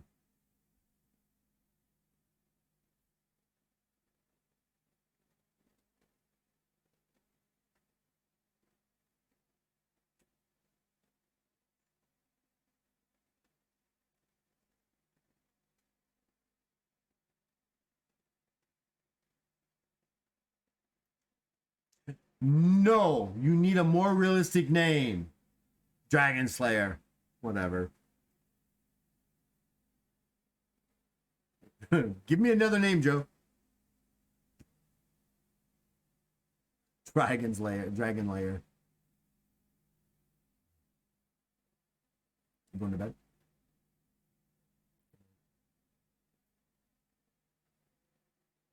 Beans.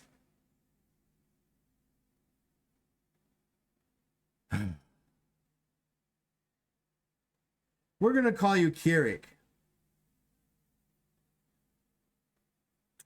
Kirik. And then Katra.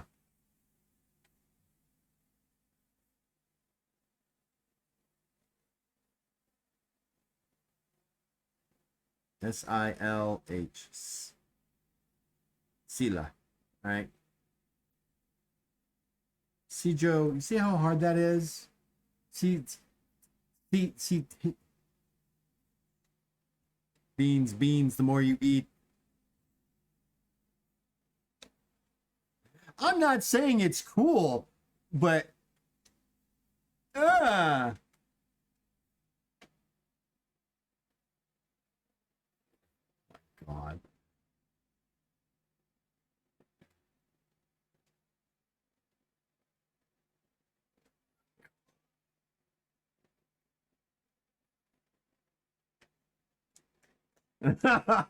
For child. Nahato. Child. Nahato.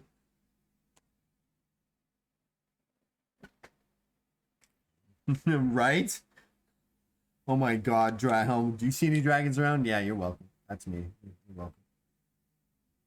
Alright, so it is 11 o'clock, guys. Do you want to continue here? You want to continue, or do you want to stop here and continue in a couple weeks? It's your choice. I don't care. I'm not the one who has to get up early in the morning. Both of you just yawned.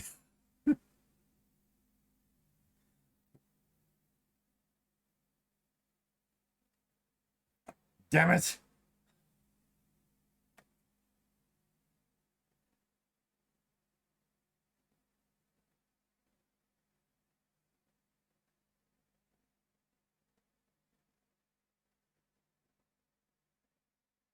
Okay.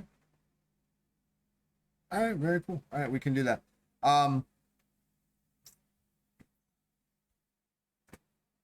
sound always gets me, and I know it's the bot. So he's like, looking at you, he goes, so what is it you're looking for? Why do you need to know about Darga?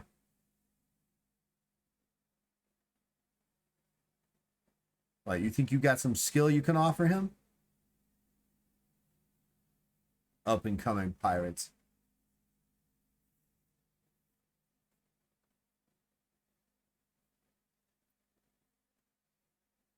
So you're the group that went against Keshra?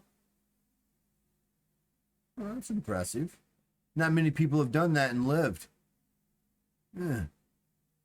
Maybe you've got some clout that Darga could use. Look. Well, if he doesn't like you, you'll end up places you don't want to be. Doing things you don't want to do.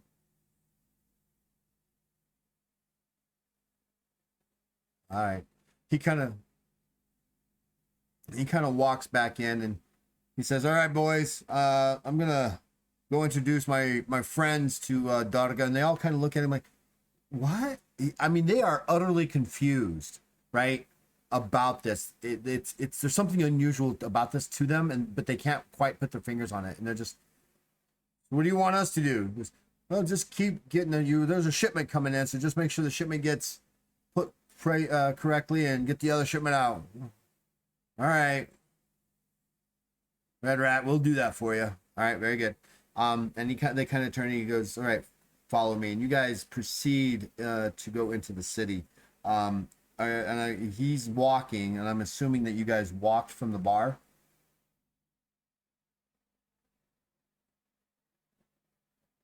Well, you either brought your bikes or you left them at the bar. So you brought your bikes.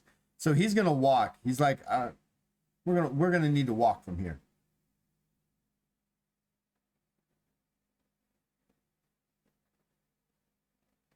Well, maybe you can leave him here in the warehouse. Tell the boys to leave him alone.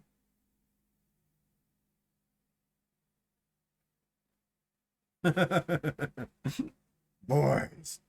And he begins to walk into the city, not at like a super fast pace, but definitely he wants to get wherever he's going. You guys follow him for about 30 minutes as you guys are doing through there. Anything you want to ask or anything like that, or are you just gonna like stay quiet and follow him?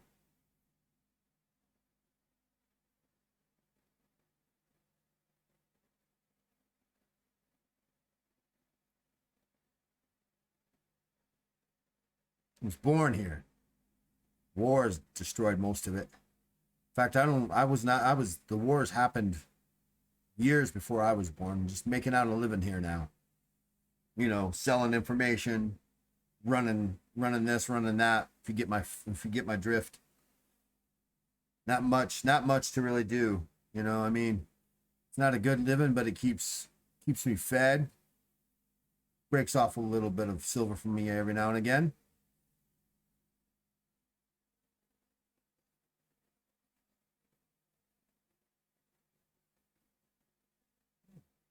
Yeah.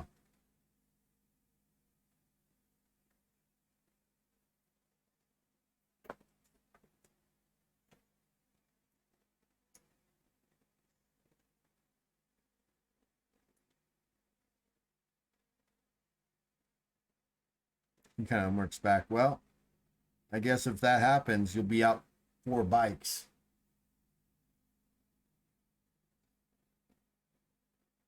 There's plenty of warehouses.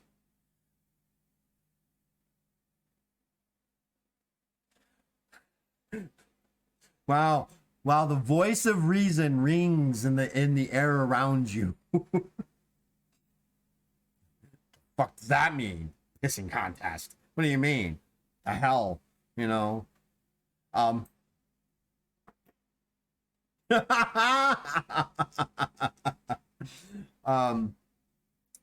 Continues to, you know, you guys walk for about 30 minutes or so, and he kind of takes you to this one area.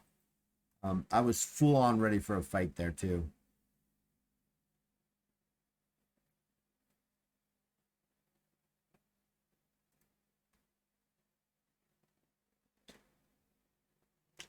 As you guys approach, you guys have been making your way through this to the city.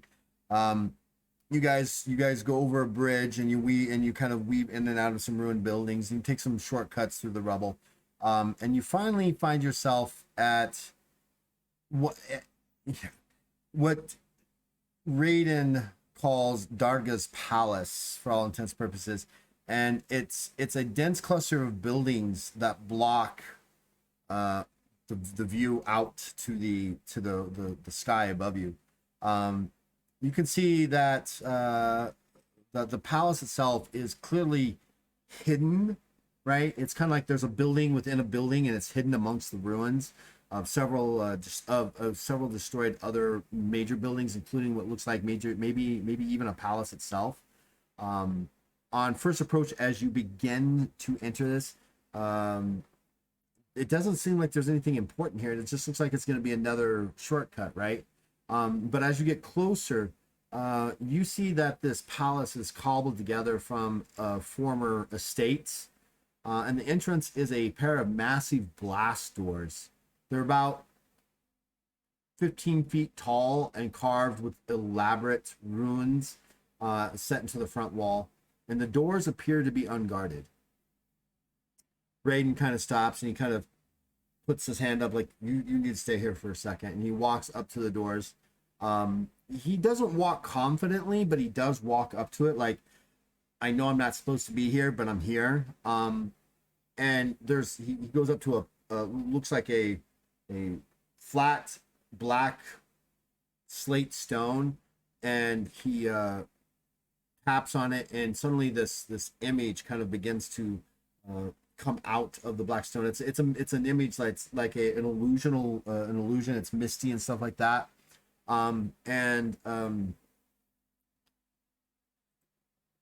You hear him say, Raden Urka, Tigrita Guru Gar Bat, Savug Bahat Darga, Tig Var Ujit. A few seconds later, they go. He goes, Leiden, Vo Dib Gar Mak Ut, Darga Ag Fach, Nak Ugas, Tarzem. Anybody who speaks Oku or Rakish as a second language can attempt to understand what was said.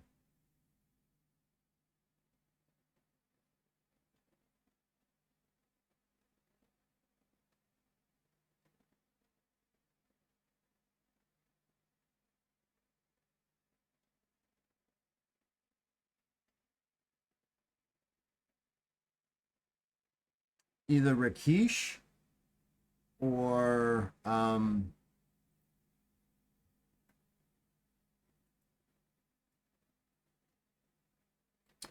either Rakish or Oku, or even I'll even allow you a larger, a more difficult attempt if you have speak Kova or Jauza, which is Havatu.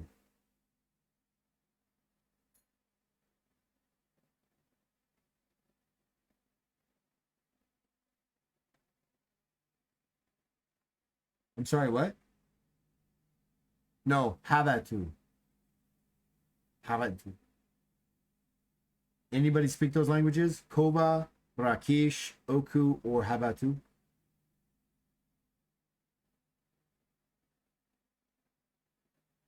It would be on your second page under species traits.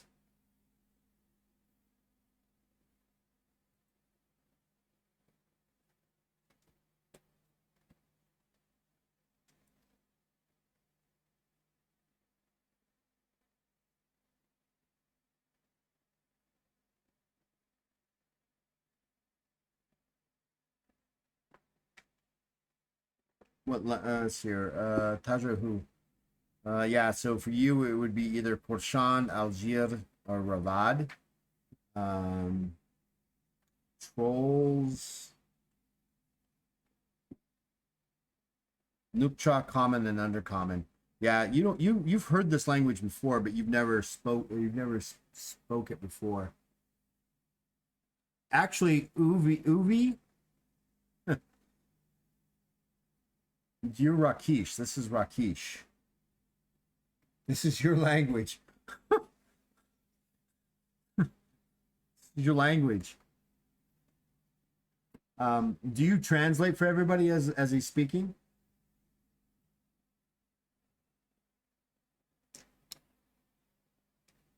He basically what Uvi tells you goes, he's introducing himself as Raiden, and that he's come to deliver news to the mighty Darga. He's actually asking with due respect that he requires an audience. And ooh, that's not good. The other guys go, you're in for it now. Yeah, they're like, oh, they're angry. Darga isn't expecting visitors.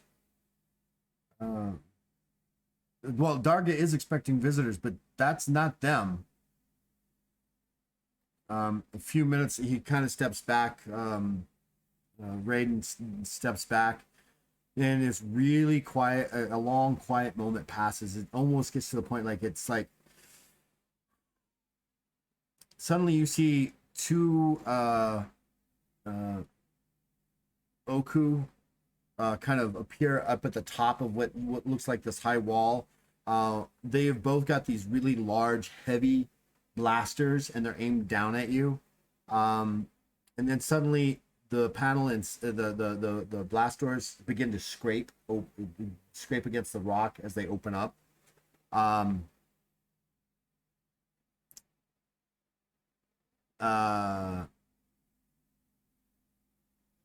As you guys, he kind of stands there, and a moment later, you guys begin to make your way in, and the panels kind of slam shut. And as you make your way through the doorways, a rush of cold, dry air seems to have just really cold air comparatively to what's around you flows around you. and you guys kind of make your way in.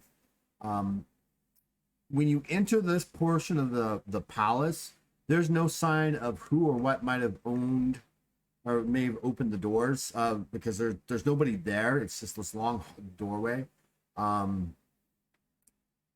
Raiden begins to walk down a long dark hallway that's randomly illuminated at intervals by torches set in sconces on the walls. As you walk through this hallway, you get the sense that someone's watching you. Like your movements are always being watched from the darkness. At various points along this hallway are unmarked metal doors that are set into the walls. And the air is thick with this dusty, rotting wood smell. As you begin to move further and further down into the palace, the building and the structure around you start to get the sense that this building was once very bright, large, and very beautiful.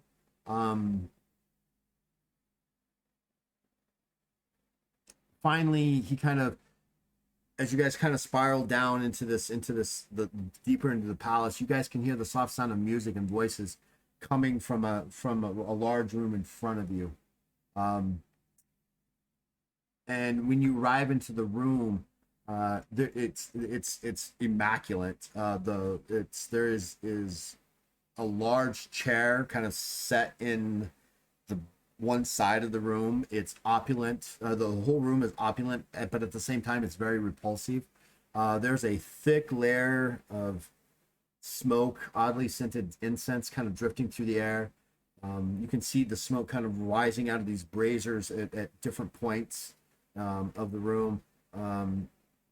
You can tell just by looking at it, there were once beautiful tapestries that lined the walls, but most of them have been torn. They've been stained to the point that whatever value they had is no longer the value that they're worth. There's this throne sits on a raised dais towards the back of the room. It's not like a round room. Well, it kind of is. It's more like an octagon shaped room, right? Like it's got 8 sides. On the far wall is a large throne, and sitting upon this throne is the largest creature that isn't attacking you you've ever seen. It's easily 12 to 15 feet in height, but it's kind of hard to tell because it's sitting down. It's got 6 arms. It's got a massive horn. It looks like a rhinoceros for all intents and purposes for you guys' visual acuity. And he's looking at you, and he's got various colored paints on him and stuff like that. As soon as you guys hit the door, there's other conversations happening. There's different people in the room. All the conversation suddenly stops, and all eyes turn towards you. Raiden kind of looks over his shoulders, and he just keeps walking forward. You can almost kind of see him like nudge, like, keep following me, right? He kind of makes his way towards the throne, and you see this, and you know that Darga is a Warathi, and this is what you're seeing is a Warathi. He's sitting there, and he kind of looks down at you guys, and his eye, he looks at you guys, and then suddenly his eyes get sharp with anger, and he stares right at Raiden, and he says, Taduraga ku bahat bahit batit. Do you want to translate that? He says it very fast and very loud, and he goes, oh, we're in so much trouble. He just asked, why did he bring these outsiders in? The moment that happens, you can see Raiden kind of he humbles himself and kind of crouches down and begins groveling, begging for Darga, please forgive me. I just know that they said they had the ability to help you, and maybe they've got some stuff to help you with. And suddenly the rest of the people that are in there, they begin to laugh and hoot. They're calling, they're kind of giving him they're what's the word where they're not making fun of him, but they're like yeah, right, exactly. And then suddenly Darga shouts out Latat, which you get you all instantly get the idea that means either shut up, stop talking, or silent, because everybody instantly goes silent again. Darga kind of looks over and he kind of raises his large horn nose and kind of gestures this very tall, very thin looking Targon. They're very tall. He's very thin. Let me I think I can send you guys a picture real quick. Just give me 2 seconds.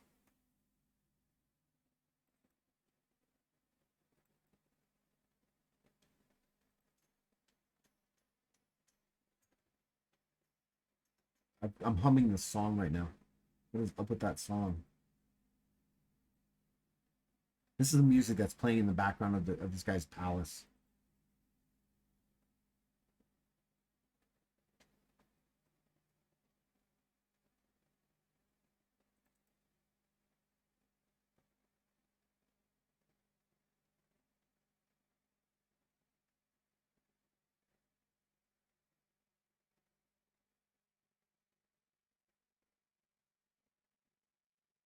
Right?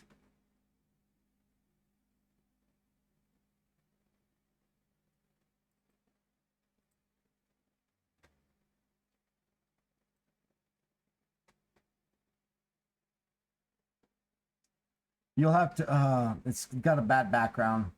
If you hit open original in the chat, you'll see what it looks like.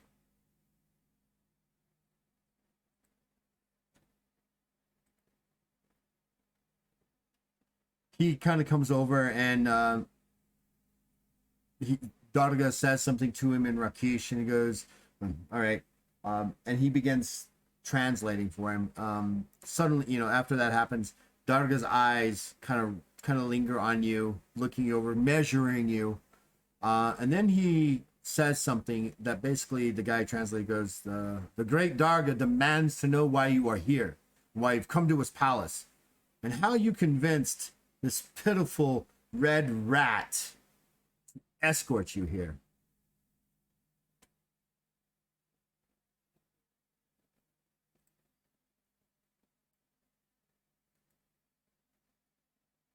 Uh-oh, here it comes. Go ahead.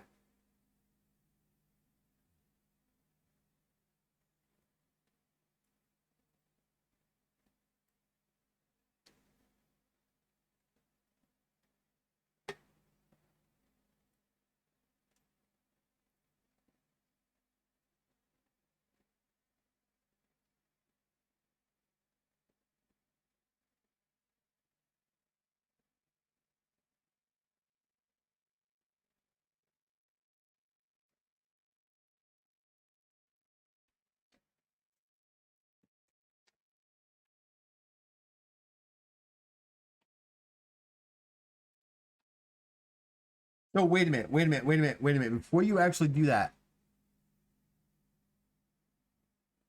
yeah, I'm gonna let you bury yourself. That's okay. Go ahead.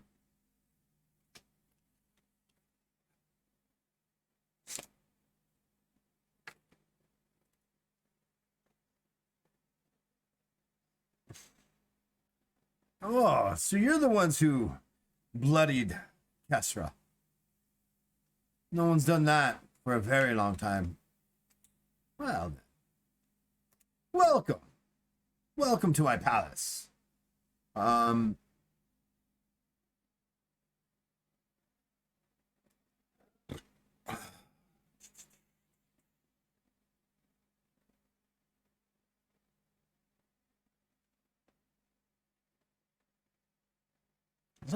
always looking for individuals, and he kind of looks down at the red rat, who have special abilities to handle themselves in unique situations.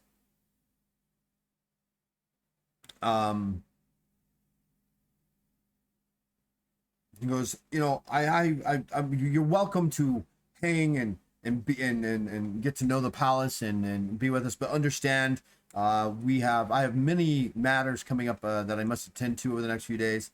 I'm expecting some very important visitors, but I'm more than happy to let you stick around and enjoy yourselves. He kind of like claps one set of his hands together, and everybody kind of goes back to doing what they're doing. The music starts to jam up again, and a huge feast begins to roll out. And then he barks something in Rakish that basically says that to take Warwick down into the dungeons so he can think about his betrayal.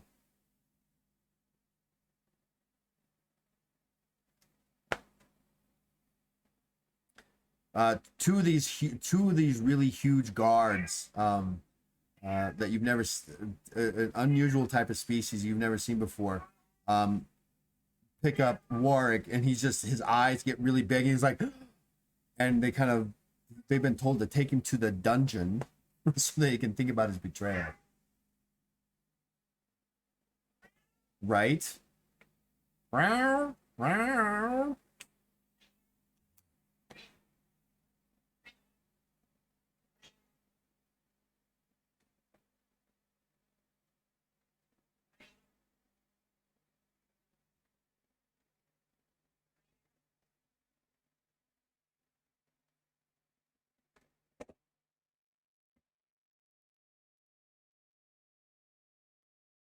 All right, so you want to do a skepticism check? All right, go for it. Anybody else?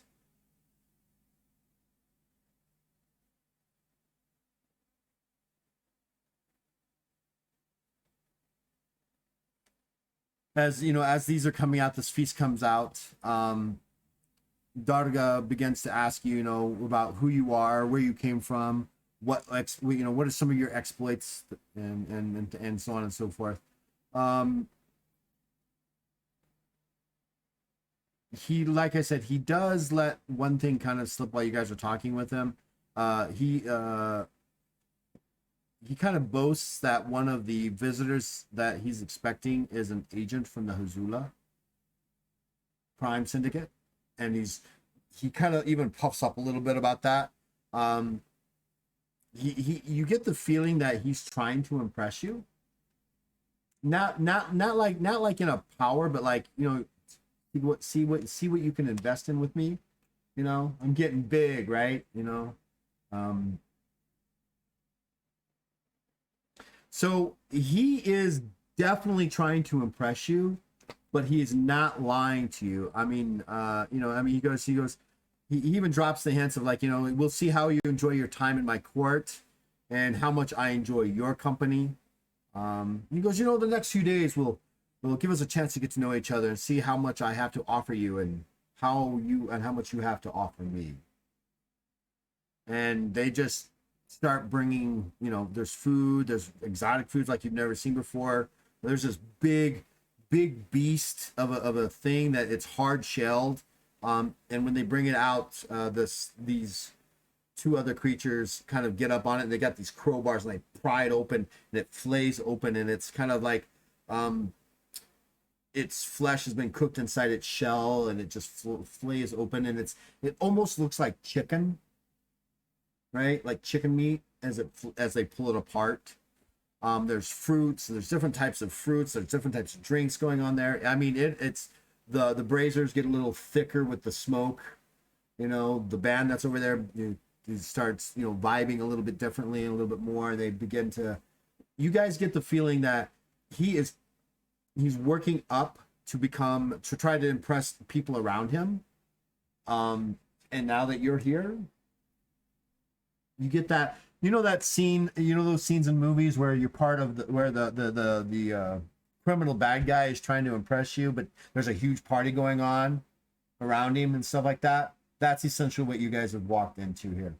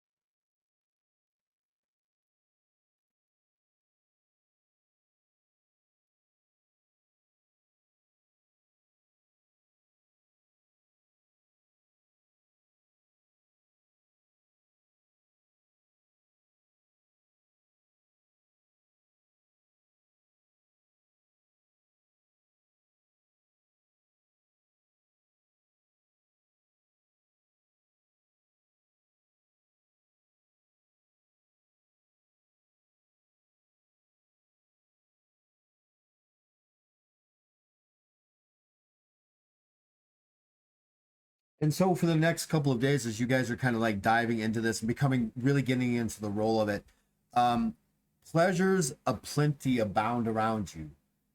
Food, drink, flesh pleasures, dancers, other things. I mean, it's a full on.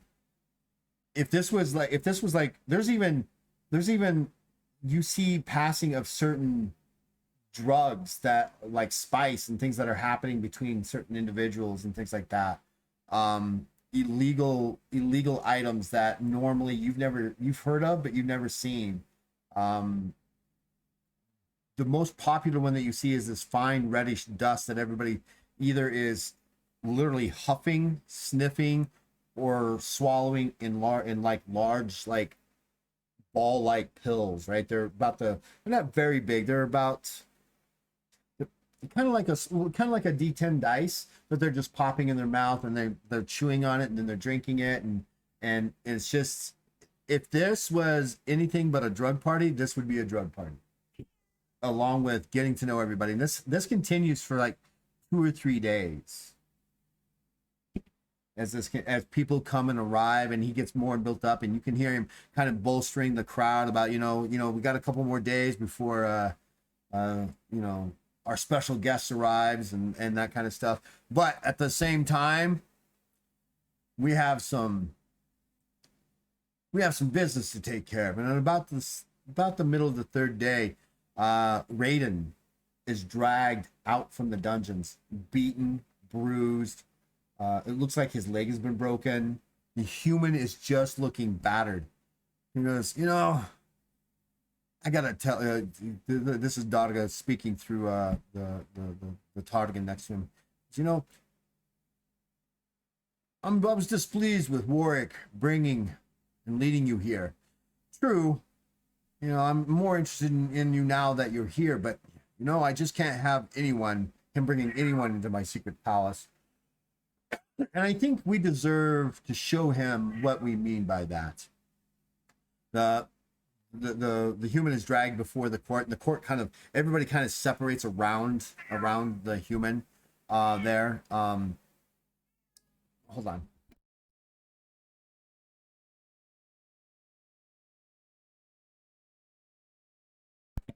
My God. I love him, but seriously, I'm sorry, what, Katra?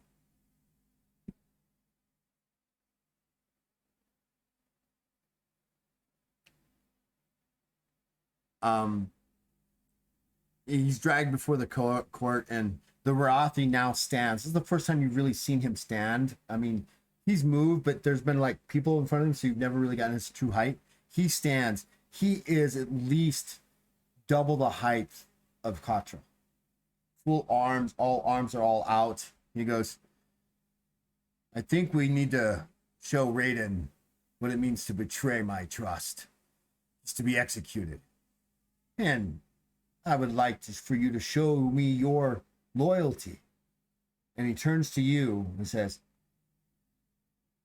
please punish him severely. In fact, execute him.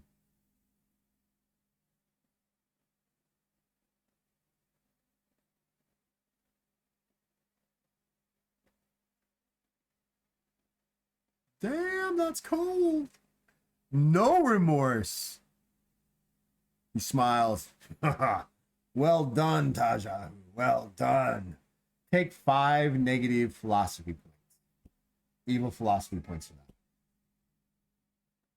I had it all written here, what they should do instead of something else. Katra, you are taken aback by the pure coldness of this. In fact, I want everybody to make a willpower check, TS of 6, except for you, Tarek. See how everybody responds.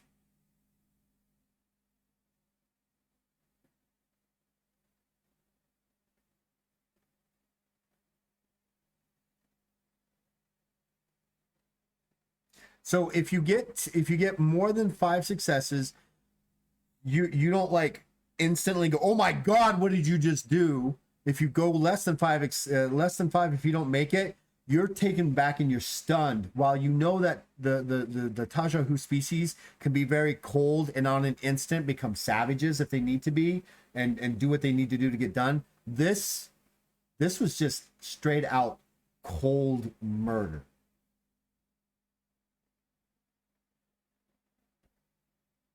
We'll start with Katra.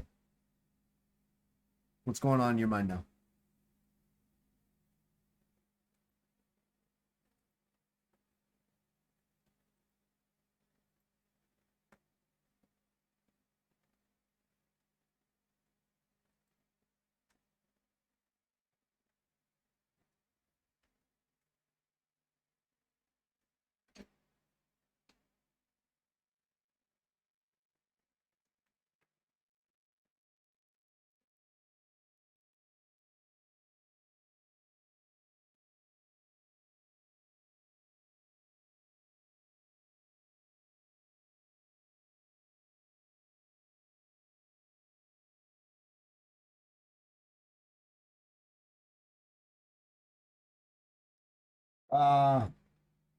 Yasha.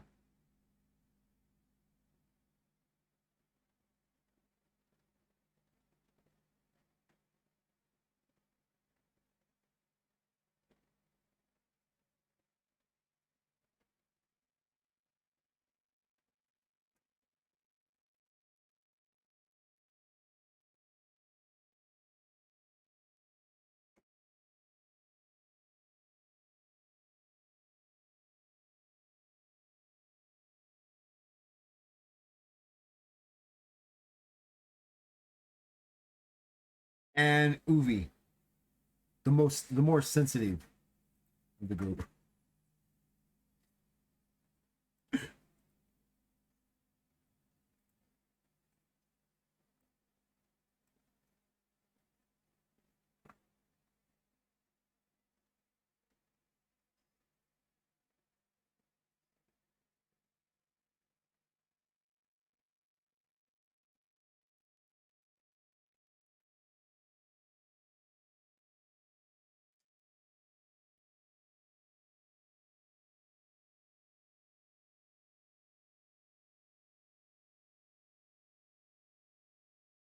You do, however, all of you kind of take some solace in the fact that Raiden was clearly a degenerate criminal.